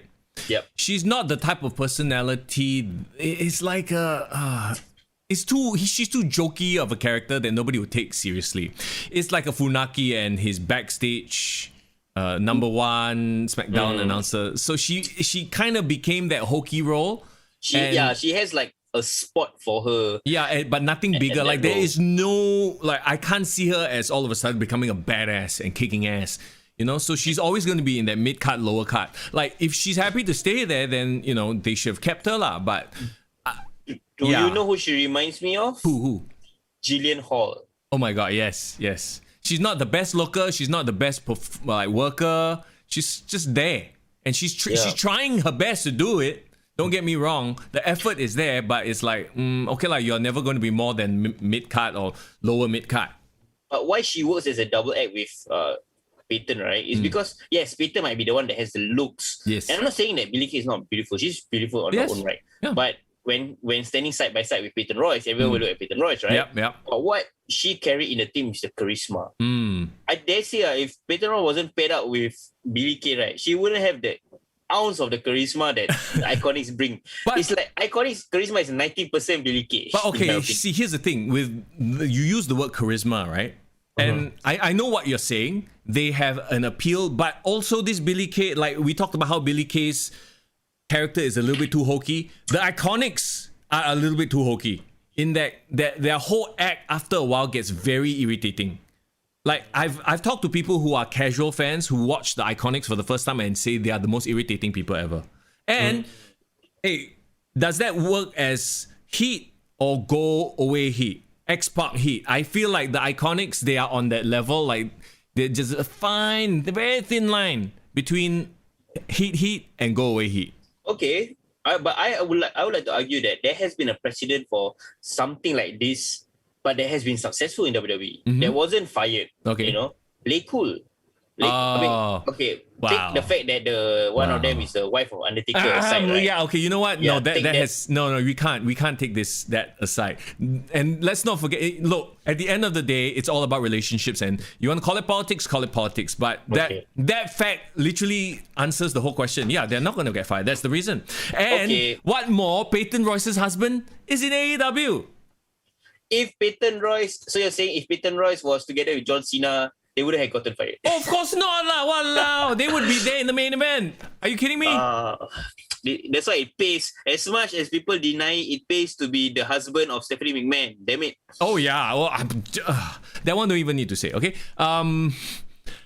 Impact or AEW would be great to have them. There you go. I would say it's gonna be obvious. Is Cassie Lee, as Peyton Royce's real name is, she's gonna appear on AEW for sure. It makes sense. But Billie Kay, I have no idea. Billie Kay is a bit poor thing in that. Yeah.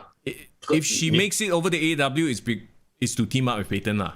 Or to become Peyton's like rebel. You know, But Baker's rebel. if they break up, I think Billie's gonna have a rough one.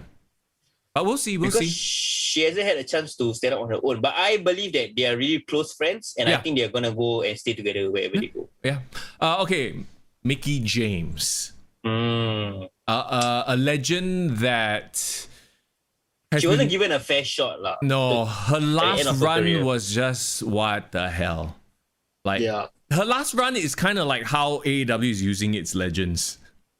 She had an injury that kept her out for a year. And she came back, and then we all thought, oh my god, it's going to be Mickey's comeback. Give her a title shot. Let her do something.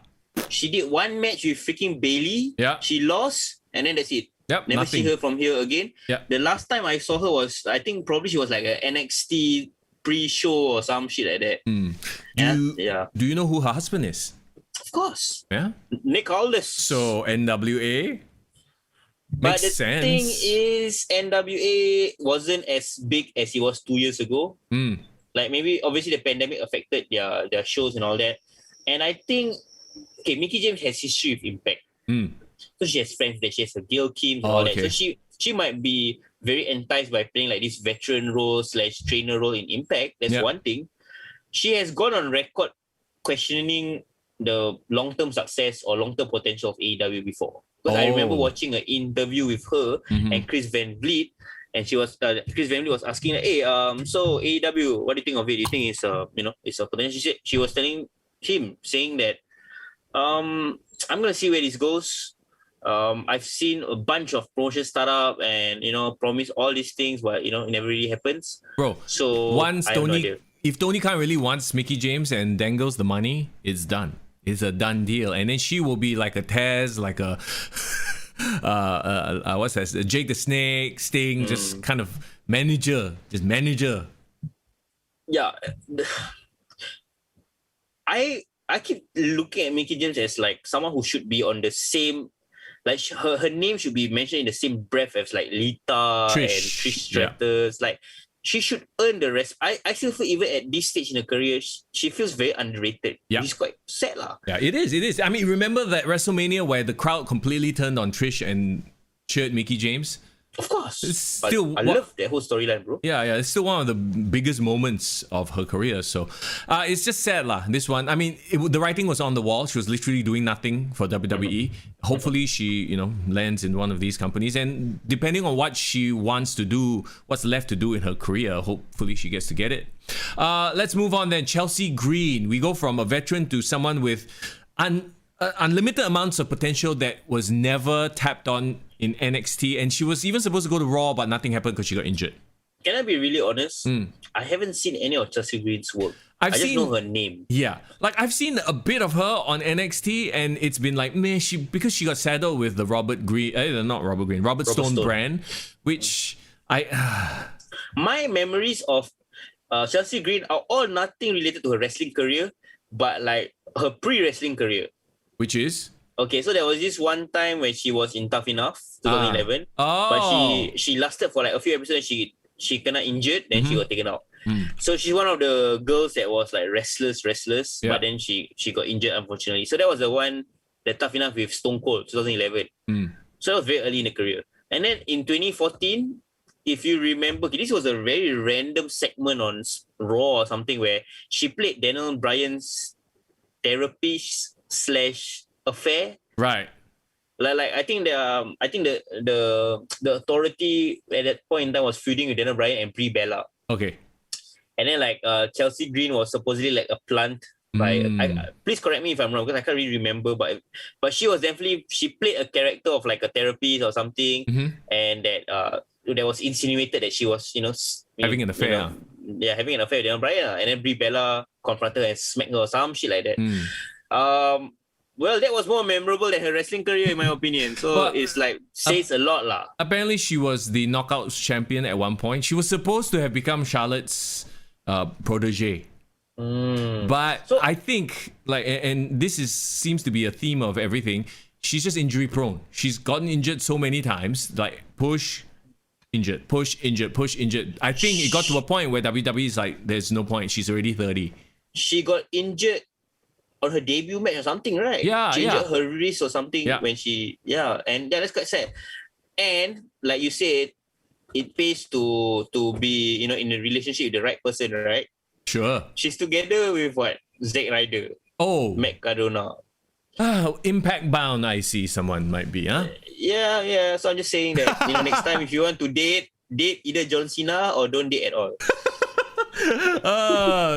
Okay, yeah, anyway.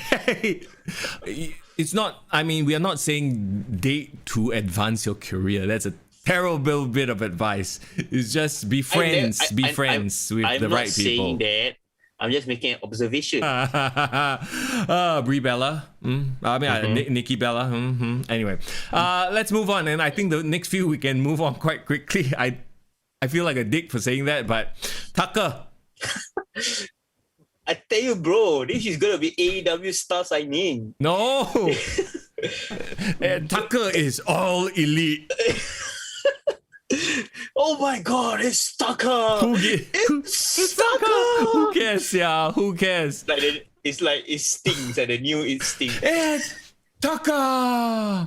Then after that, all the snow will come out. And Tucker was out. And then his mom should get involved, and then they call her Mother Tucker. Oh my god. Tucker versus Brian Cage will be something I want to see. Tucker Who versus the Les fuck Sanchez. cares? Okay, Nobody cares. You know where he will fit? Like gimmick wise, Where? like vibe wise. I think he will fit NWA. Yeah, I think so too. You're He right. feels like a very old school territorial type of wrestler. Anyway. Let him feud with Trevor Murdoch. Oh my god. Two Perfect. super old school dudes. Okay. Yeah. Next up, Kalisto, Triple A. That is stereotyping, bro. A bit.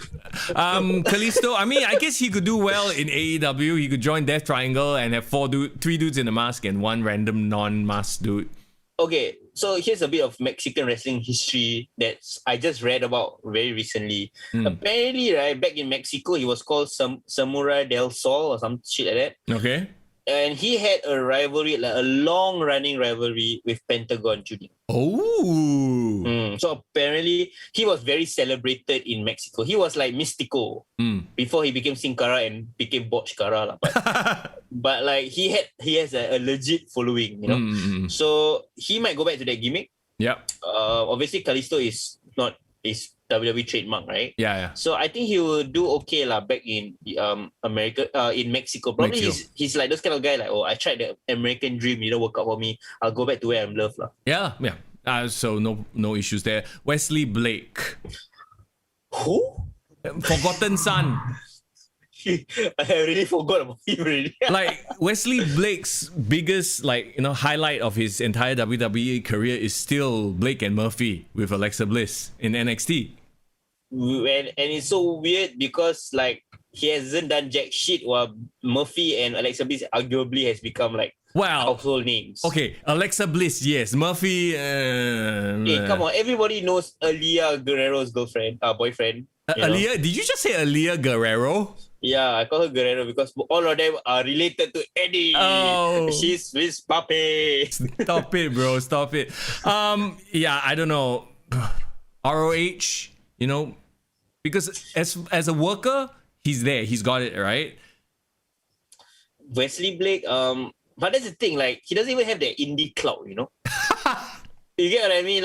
He's literally a WWE product, like an NXT product. What was he doing before WWE? Was he in ROH? I don't know. I don't know. Let me do a quick Google. Wesley. Yeah, because if you're talking about someone like Roderick Strong, if he gets fired, he got the ROH background, he can go back there. But Wesley Blake, where does he go? Texas Championship Wrestling. You're right, huh? He's literally an NXT product. Maybe he wasn't even wrestling before that. No, you're right. He started out as Blake and Murphy, I think. Oh, is he? Holy hell. Oh, He will go to the Southern Wrestling Company. Southern Wrestling Company. Wrestling. Nick, how you doing, man? Thanks for dropping by the chat. Nick says, what's up? How long till Joe is in AEW? Well, we definitely think that he's going to go to AEW once his, is it a 90-day blackout? Or was it 3 months? I forget. Yeah, 3 months. But I heard that he didn't have the 90 days. What? Yeah, I heard that he negotiated to not have the 90 days. So he can just show up anywhere now? You probably will see him at Double or Nothing. Joe is all elite and SPW. Irvin, we can only hope, bro. Can you imagine if he came to Singapore and he's on SPW? Hey, so I just had this weird idea right in my mind, right? You know, one of the main event matches in Double or Nothing is Blood and Guts, right? Yeah. What if Joe comes in? Ooh. You know why? Because like basically Blood and Guts is their version of a War Games, their version of a Little Lockdown. Yeah. And what if Joe, well, depending whether he becomes a face or a heel, he will come and in support of one of the teams lah. Yeah, and join one of the factions. Hey, let's not forget the Inner Circle now has Mike Tyson as a member. Oh my God, he chokes out Mike Tyson. Then he raises the hand of MJF. The internet will go crazy. Yeah. But knowing AEW, he'll show up on Double or Nothing as the special guest commentator.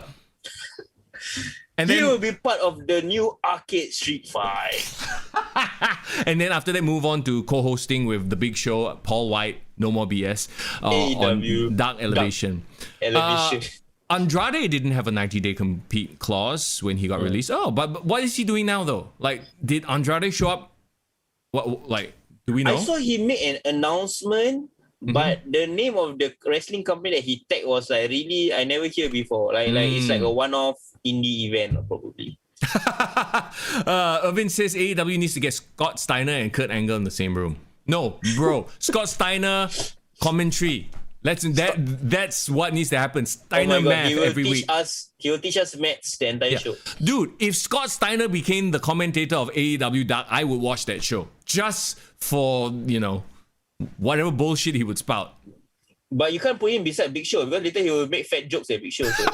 That doesn't mean you have a six-pack, you're still not fat in my eyes. Yeah. You'll forever be a fat fuck to me. What promo was that? Steiner... Joe, right? Against Joe.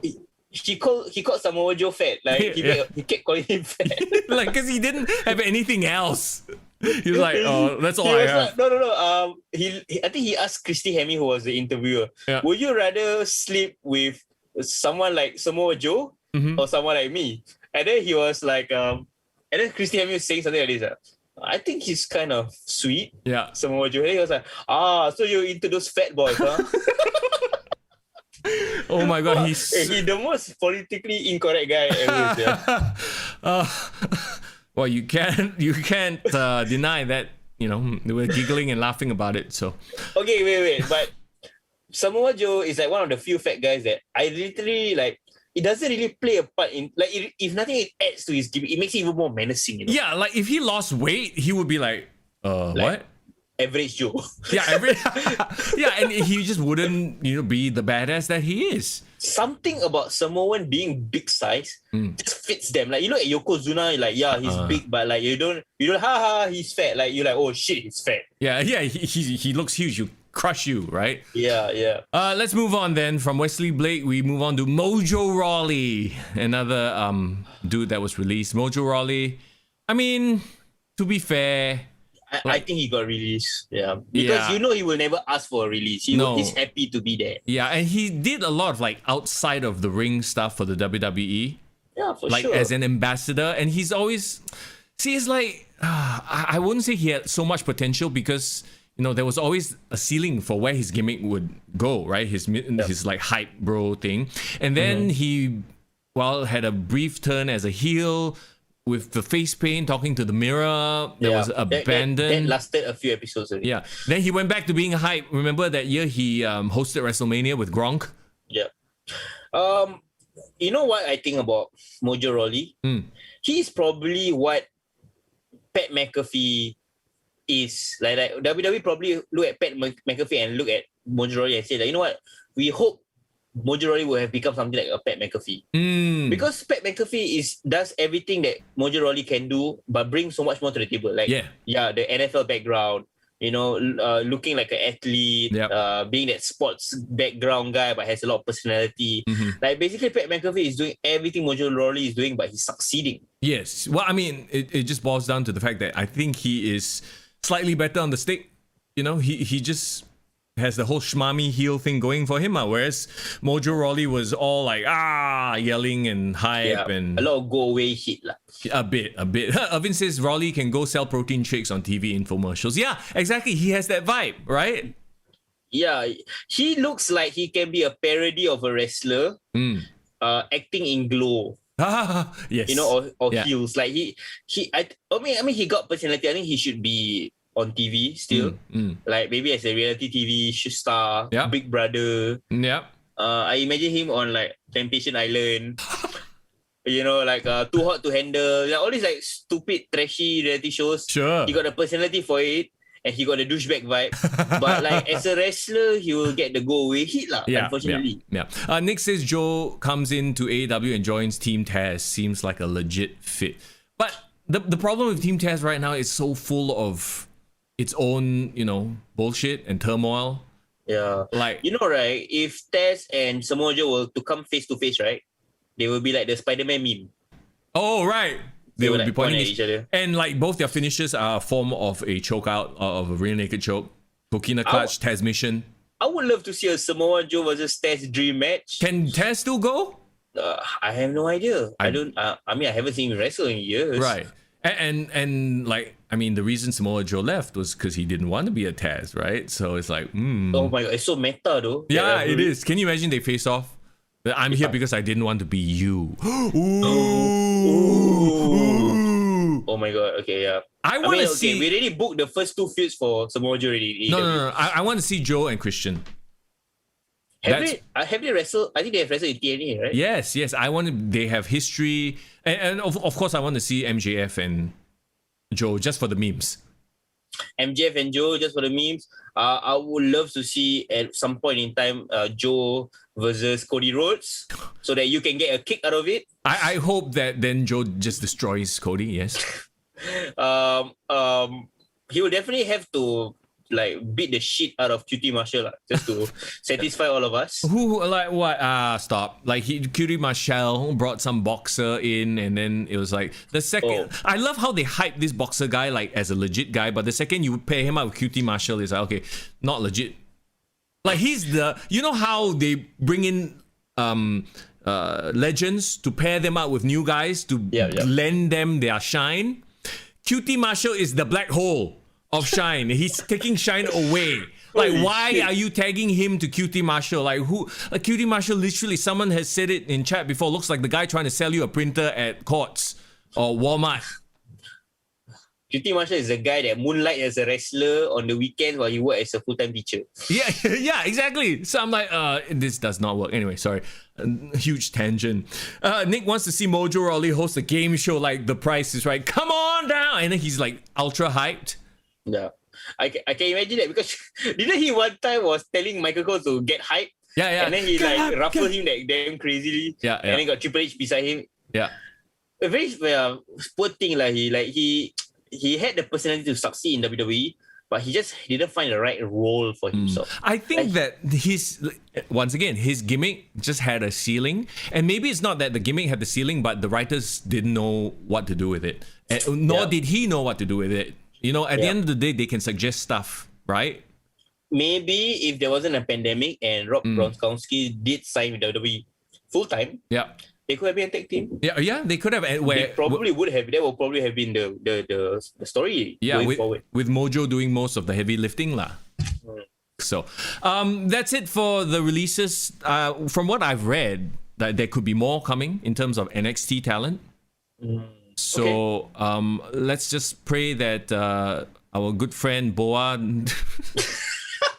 isn't on the chopping block because he finally has a gimmick that is interesting. I think Boa is safe. If nothing else, I will worry for Drake Maverick Part 2. Oh my god! And then he cries on Twitter again and gets his job back again. Yeah, he thought he would get away with it. It's like, nope. 1 year later. Yeah, the clock is ticking. Tick tock, TikTok. I really wish there was a draft because I think it would have really, shake up the roster a bit more. Yeah. Superstar shake up. But I guess it seems like they didn't hint at all that there's going to be anything. So it's just going to be a lot of build towards rematches for WrestleMania Backlash, I guess. Right. Oh, Referee Ryan, thank you. I totally forgot one more fellow. Who? He's so forgettable and not doing anything. And everyone has said, this guy is so talented. Why isn't he doing anything? You know who we're talking about? Didn't we just talk about him like Bo Dallas, right? Yeah. We forgot to mention Bo Dallas. Bo Dallas is another one who just got released. So it was so weird because actually some people were even speculating that he was the one wearing the Fiend costume at WrestleMania. Yeah. Because he looked so much thinner, right? Yeah, slimmed down. So, Bo Dallas, I mean, you talk about him going from Bo Leave to B Team. Like, he's tried his best to make these gimmicks work. And I didn't necessarily hate these gimmicks. It's just that the writers had nothing to do or had nothing for them. If you guys watch early NXT, right? Bo Dallas was one of the most over characters in NXT. Like, he was a freaking NXT champion. Bo Leave! Yeah, and like I remember something like when the crowd was booing him, he was saying like, "Don't boo me, say bully," or some shit. He's basically crapping on the audience like in the most sadistically smarmy, sarcastic way, and it was so entertaining. Yeah. Oh, that's a good point that Irvin brings up. Rollins' gimmick is kind of like a refined version of the Bo Leave gimmick. Yeah, like this is that fine line, like. We talked about the Iconics being almost like a parody, being irritating. I think maybe the Bo Leave gimmick was kind of there. If he dialed it back and made it more cerebral, maybe it would have worked out for him a little bit better, especially on the main roster. But I mean, he had already like been talking about like there were the rumors and dirt sheet, a speculation that he was like basically preparing for life after wrestling, like getting his real estate license and all that kind of stuff. Yeah, I heard that he was getting a real estate license that you mentioned, and that he's actually starting that career already on the side. Yeah. So he might step out of wrestling. Yeah, maybe he already had one foot out the door, and he was like, you know what? Actually, in this case, I would believe that he requested for his release because he's like, all right, I'm literally not on any show. I'm not even on main event, so I'm out. Like, yeah, and he hasn't wrestled since 2019. So I'm surprised that he wasn't released in 2020 together with Curtis Axel. They shed the bait on the potential of him teaming up with Bray Wyatt so many times. He could have joined them when he was part of the Swarm Gang. Yeah, he could have been part of the 5-5 Funhouse. Yeah, none of that happened. Dude, he can be like the Fiend. Like they could do a Fiend versus Fiend thing. They could do, you know what I mean? They could have gone so many ways with this. I don't know why they completely just looked at him and went, "Nah, we got nothing." WWE once again, misusing their roster. So. Speaking of the Fiend, and we'll wrap up. Let's wrap this up. Any other things you want to bring up as it relates to the releases? Also, Terrence, how are you? By the way, it's good to see you. Hey, hi. We are about to end the show. I'm so sorry. But I think a lot of us will just be, looking forward to AEW. Not because of the show, but like who's going to appear on the show from WWE. Yeah. There's some talent is going to be picked up. Yeah, at least one or two. These guys and gals are not going to just go to Impact or disappear. But my question is, when is AEW going to start releasing talent? Because you can tell that their roster is getting bloated by the day. Yeah. It's like come on. Peter Avalon. Release him already, bro. Let him out of his misery. But the thing is with AEW, it's becoming like a WCW where everyone's friend is, people are getting in because they're friends with so-and-so and they're like, oh, I don't want to release them. And plus, Tony Khan, he got the dollar bill, so I don't think they care. Next thing you know, a new AEW dark commentator, Adnan Virk. Oh, God, Lord. Good. Let Adnan Virk go there. I cannot stand him on Raw. Irvin says his father is the tax man and his brother is a demon. Talking about Bo Dallas. Yes, his dad is IRS and his brother is the Fiend. That's the movie in itself. Yeah, right. Can you imagine that? That could have been a gimmick all to itself. So, One more thing I wanted to add, because I was just talking to you as well, right? There is a wrestling biography series out right now, headlined by Stone Cold, and it's done by this channel in the US called A&E. Apparently, it's getting rave reviews. I mean, I was looking at Twitter and all that. Like, it's apparently the best Stone Cold documentary done. Hopefully, ever. we can watch it on some sort of a streaming platform at some point, lah. But because as a wrestling fan, we definitely, are interested in something like that. Irvin says they released Ivelisse and Leva Bates, by the way. Yeah, I mean, they AEW released Blue Pants. Yeah, AEW has had a few releases, but none like in this fashion, like a culling. Yeah, like a full cut of like the roster. Yeah. There was a time when they release Jimmy Havoc or something, because he was part of the Me Too stand-up movement. Yeah, because that one, they had done something bad, so they were like, okay, we can't associate with this individual. I think AEW needs to start cutting talent, actually. Like, they really have a lot of people that's not doing jack shit. They got money. Nah. You want to have a lot of money also, like, come on lah. Like they are supposed to be smart businessmen, right? Okay, sure. Like Sonny Kiss. Like, I mean, Sonny Kiss is a great, like, so-called representative for being black and gay, right? Mm-hmm. But it's like not doing anything. Nope, he's on. Is he even on Dark? I'm sure he is. Probably. We've still joined Janela. Yeah. Who also not doing anything. But they're friends. We go back to the whole relationship thing, right? And even more so, this company, AEW, is built on, hey, you're my friend, come. QT Marshall, you're my friend, come. You get an upper mid-card role. So, Who the fish is QT Marshall? Yeah, okay, anyway, we've talked too much about QT Marshall. I feel like we're bullying him. We're giving too much attention, too much limelight. Okay. I mean, with these releases, just means hopefully more opportunities for some of these wrestlers who never got their shine. And if anything, it will make AEW interesting. So it's exciting times for us wrestling fans. I very quickly want to touch on The Fiend and Alexa Bliss, because what happened on Raw? Okay, so after The Fiend lost and everyone was like, oh my god, this is shit.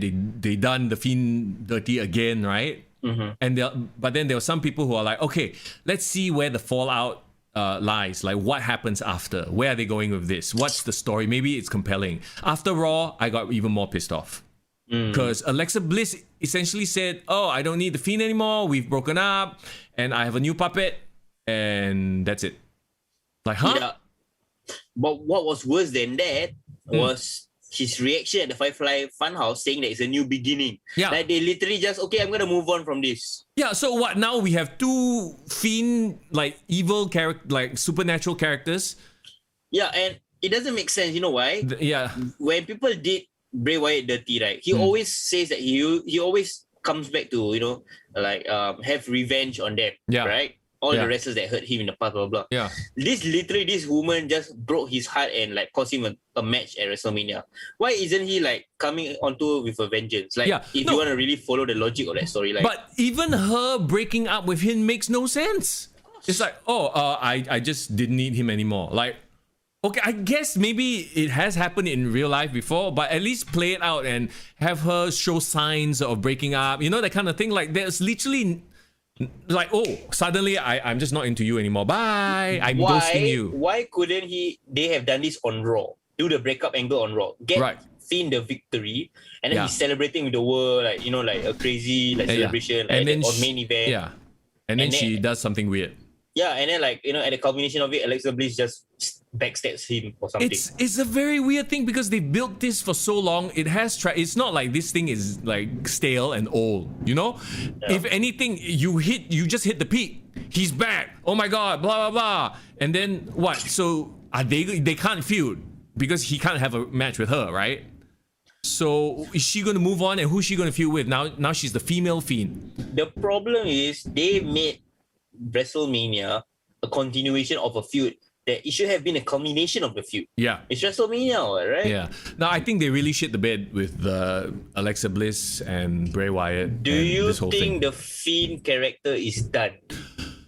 Like, I can't believe the Fiend. Like, do you think, like, the Fiend in terms of like believability, like can you still take it seriously? Do you think he can bounce back from this? I think, I think it's tough, man. It's never say never. But okay, when Goldberg happened, I thought the Fiend was dead. But then Firefly Funhouse saved him, and then he gave him momentum for the rest of the year last year. And then this happened. Okay, if anything, credit to Bray Wyatt for being able to continually bounce back from just shocking defeat after defeat after defeat and still making himself relevant.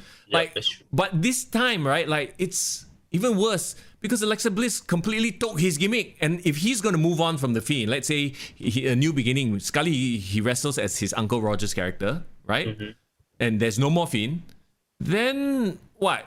So what makes him compelling? Nothing. Yeah, so essentially you gave somebody your gimmick and you just become some Uncle Roger's character. Creepy.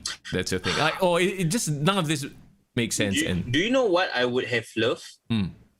Because you see, right now, The Fiend doesn't talk. He just wrestles or he just acts scary and all that kind of stuff, right?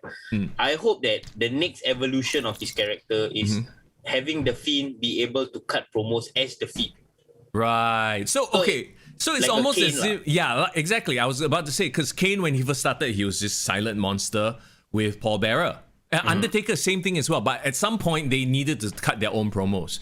Yep. So I thought that actually could have been the way they went with Alexa Bliss and The Fiend. Like Alexa Bliss would cut The Fiend's promos until The Fiend started cutting promos. Then Alexa Bliss can go on and do something else, whatever. But it's like, and also Alexa Bliss debuted a new like puppet, right? Yep. And the whole puppet thing is his deal anyway. So it's like you are really ripping off everything he's doing, and it's like it's not as if it would make sense if she all of a sudden brings in a new monster. Let's say Daba Keto is now some demonic monster. Right? Oh no. Can you imagine? Yeah, or somebody, or Omas.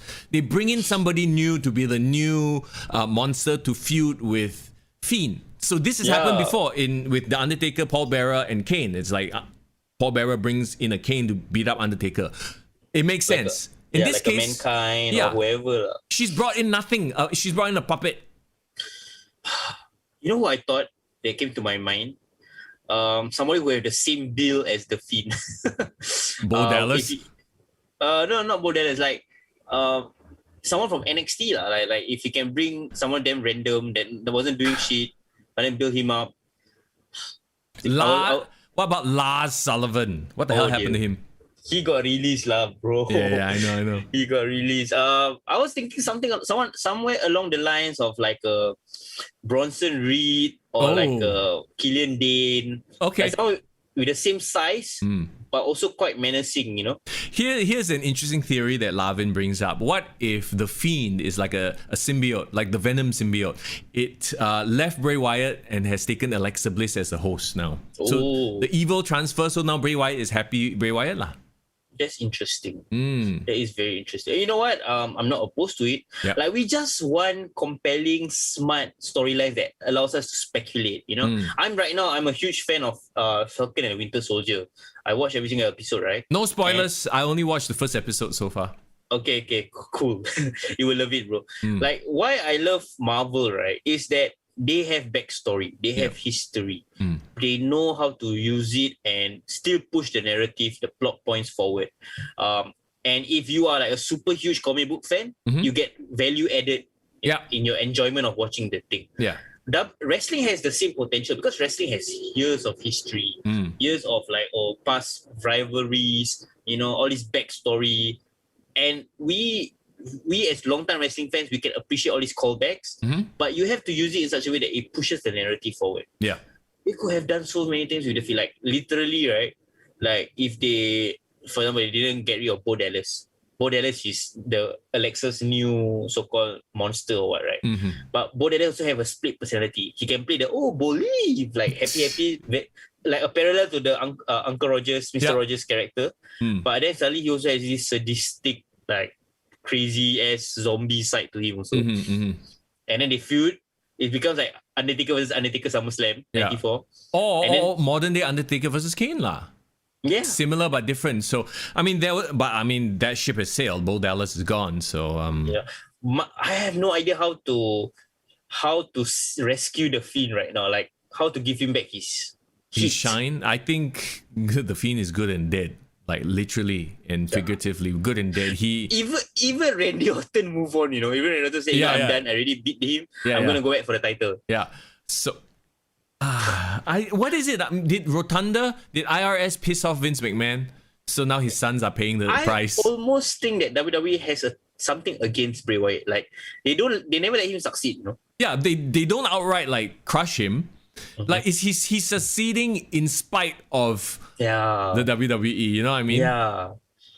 And then that makes me feel sad. Like it's like, why would I want to support a losing horse? Like I will support because of like I feel sorry for him.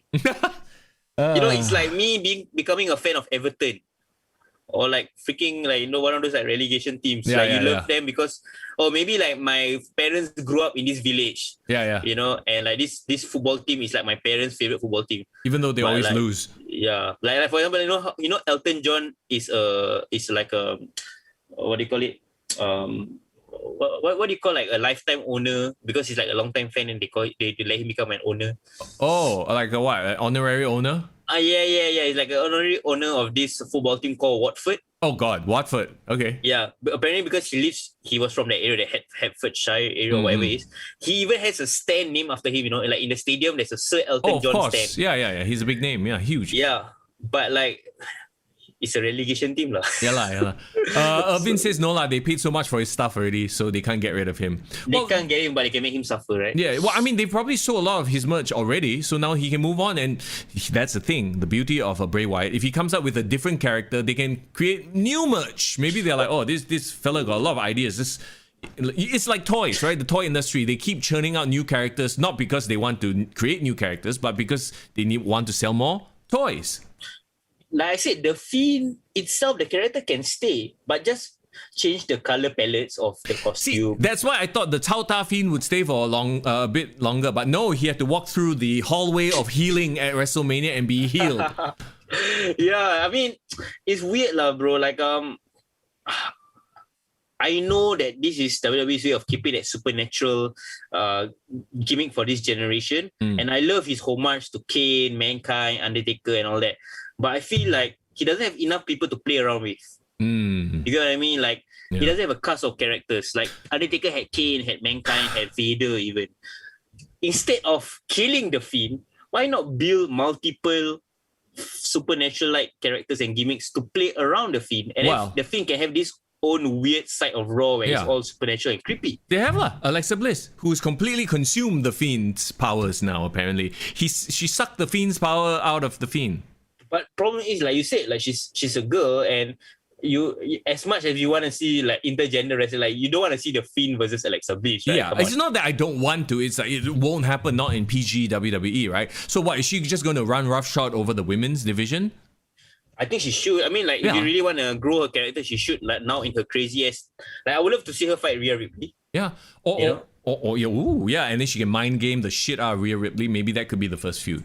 And then Nikki Cross is still there trying to switch her back to the good side. I still believe in having a Nikki Cross / versus Alexa Bliss rivalry. Yeah, blow off. Yeah, but Div Royalty also brings up a good point. What is that going to accomplish with her as the new Fiend? She looks cool, but is it really sustainable in the women's division? The women's division doesn't need an Undertaker. Here's my silver lining, like thinking into my theory. Maybe Alexa Bliss was telling management like, hey, I've done this 6-month deal or 1-year deal with the Fiend. Let me get back to wrestling again. Can I wrestle in the women's division again? Now I have a great character. Now like all my old rivalries can be renewed with me being this so-called Fiend-esque character. Right? Yeah, different character yeah. Yeah, so maybe this was her telling or asking management or talking to Bray Wyatt, say, hey, now I have this gimmick. Hey, let me go back to wrestle. Okay. See, that's fine, but here's the thing. She can still go back and wrestle, still be associated with the Fiend. But the thing is, they've broken them up. And not only did they break them up, she's taking her, like, his puppets and all that stuff. Like, she has her own puppet. Now it's like copy-paste. He took the gimmick. I feel very weirded out about that. Like, why are you taking exactly what he did? My greatest disappointment, the whole thing is the fact that we thought that the booking of this match was idiot-proof. It's And like, come on, WWE, give us. It's predictable, yes, but like we all want the Fiend to win. Finally, yes. And they can't even do that. They had to swerve. I think WWE really was like, because I heard reports that on the day itself, only on the weekend itself, that the whole time it was supposed to be the Fiend winning. But then last minute, Vince McMahon changed it because they were planning to give Randy the victory so that he can have time off after that. But to me, it doesn't make sense. No, it's like have him lose and then give him time off. What? Yeah. So in my mind, I'm thinking like, you know what? WWE just wanted to swerve the audience. Yeah. They know that it's super predictable. They're gonna do something weird ass instead to like continue the story. And not only did they do that, but they painted themselves into a corner because now you have what happened on Raw, which was shit. I mean, like as a Randy Orton fan, I feel bad for the Fiend. So that's that. Yeah, as an Alexa Bliss fan of Bray Wyatt, is fan of Randy Orton, I feel like this whole thing was just, it left a sour taste in my mouth. And moving forward too, where can they go with it? How can they rehabilitate Bray Wyatt? It's so weird because like we are fans of everyone involved in this feud. Like you said, love Randy Orton, love Bray Wyatt, love Alexa Bliss. Not a fan of Ryan Cabrera, but like, you know, I put up with him. What the hell? Nothing to do with anything, bro. I just had to add that because like, very hard to see Alexa Bliss with Ryan Cabrera. Wow. Like if they wanted, look, if she wanted to wrestle more, then just have her go for the championship. Why? As the Fiend associated, Yeah, why not? Have them both be a dominant couple. Why not? I think that's pretty cool. But no, she has to now have her own puppets. And anyway, and like it would make sense if she turned on him to go with somebody else. Like maybe the demon Finn Balor comes back. And, that would have been dope. Yeah, like, I like this Fiend better because he got abs.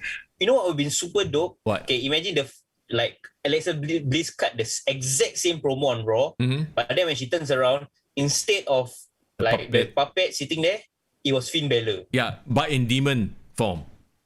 Or I mean, I wouldn't want it in demon form straight away, but it will be Finn Balor, but instead his eyes turn black or some shit like that. like just hinting that he's bringing back his supernatural gimmick. No, bro, just him and his thirsty abs.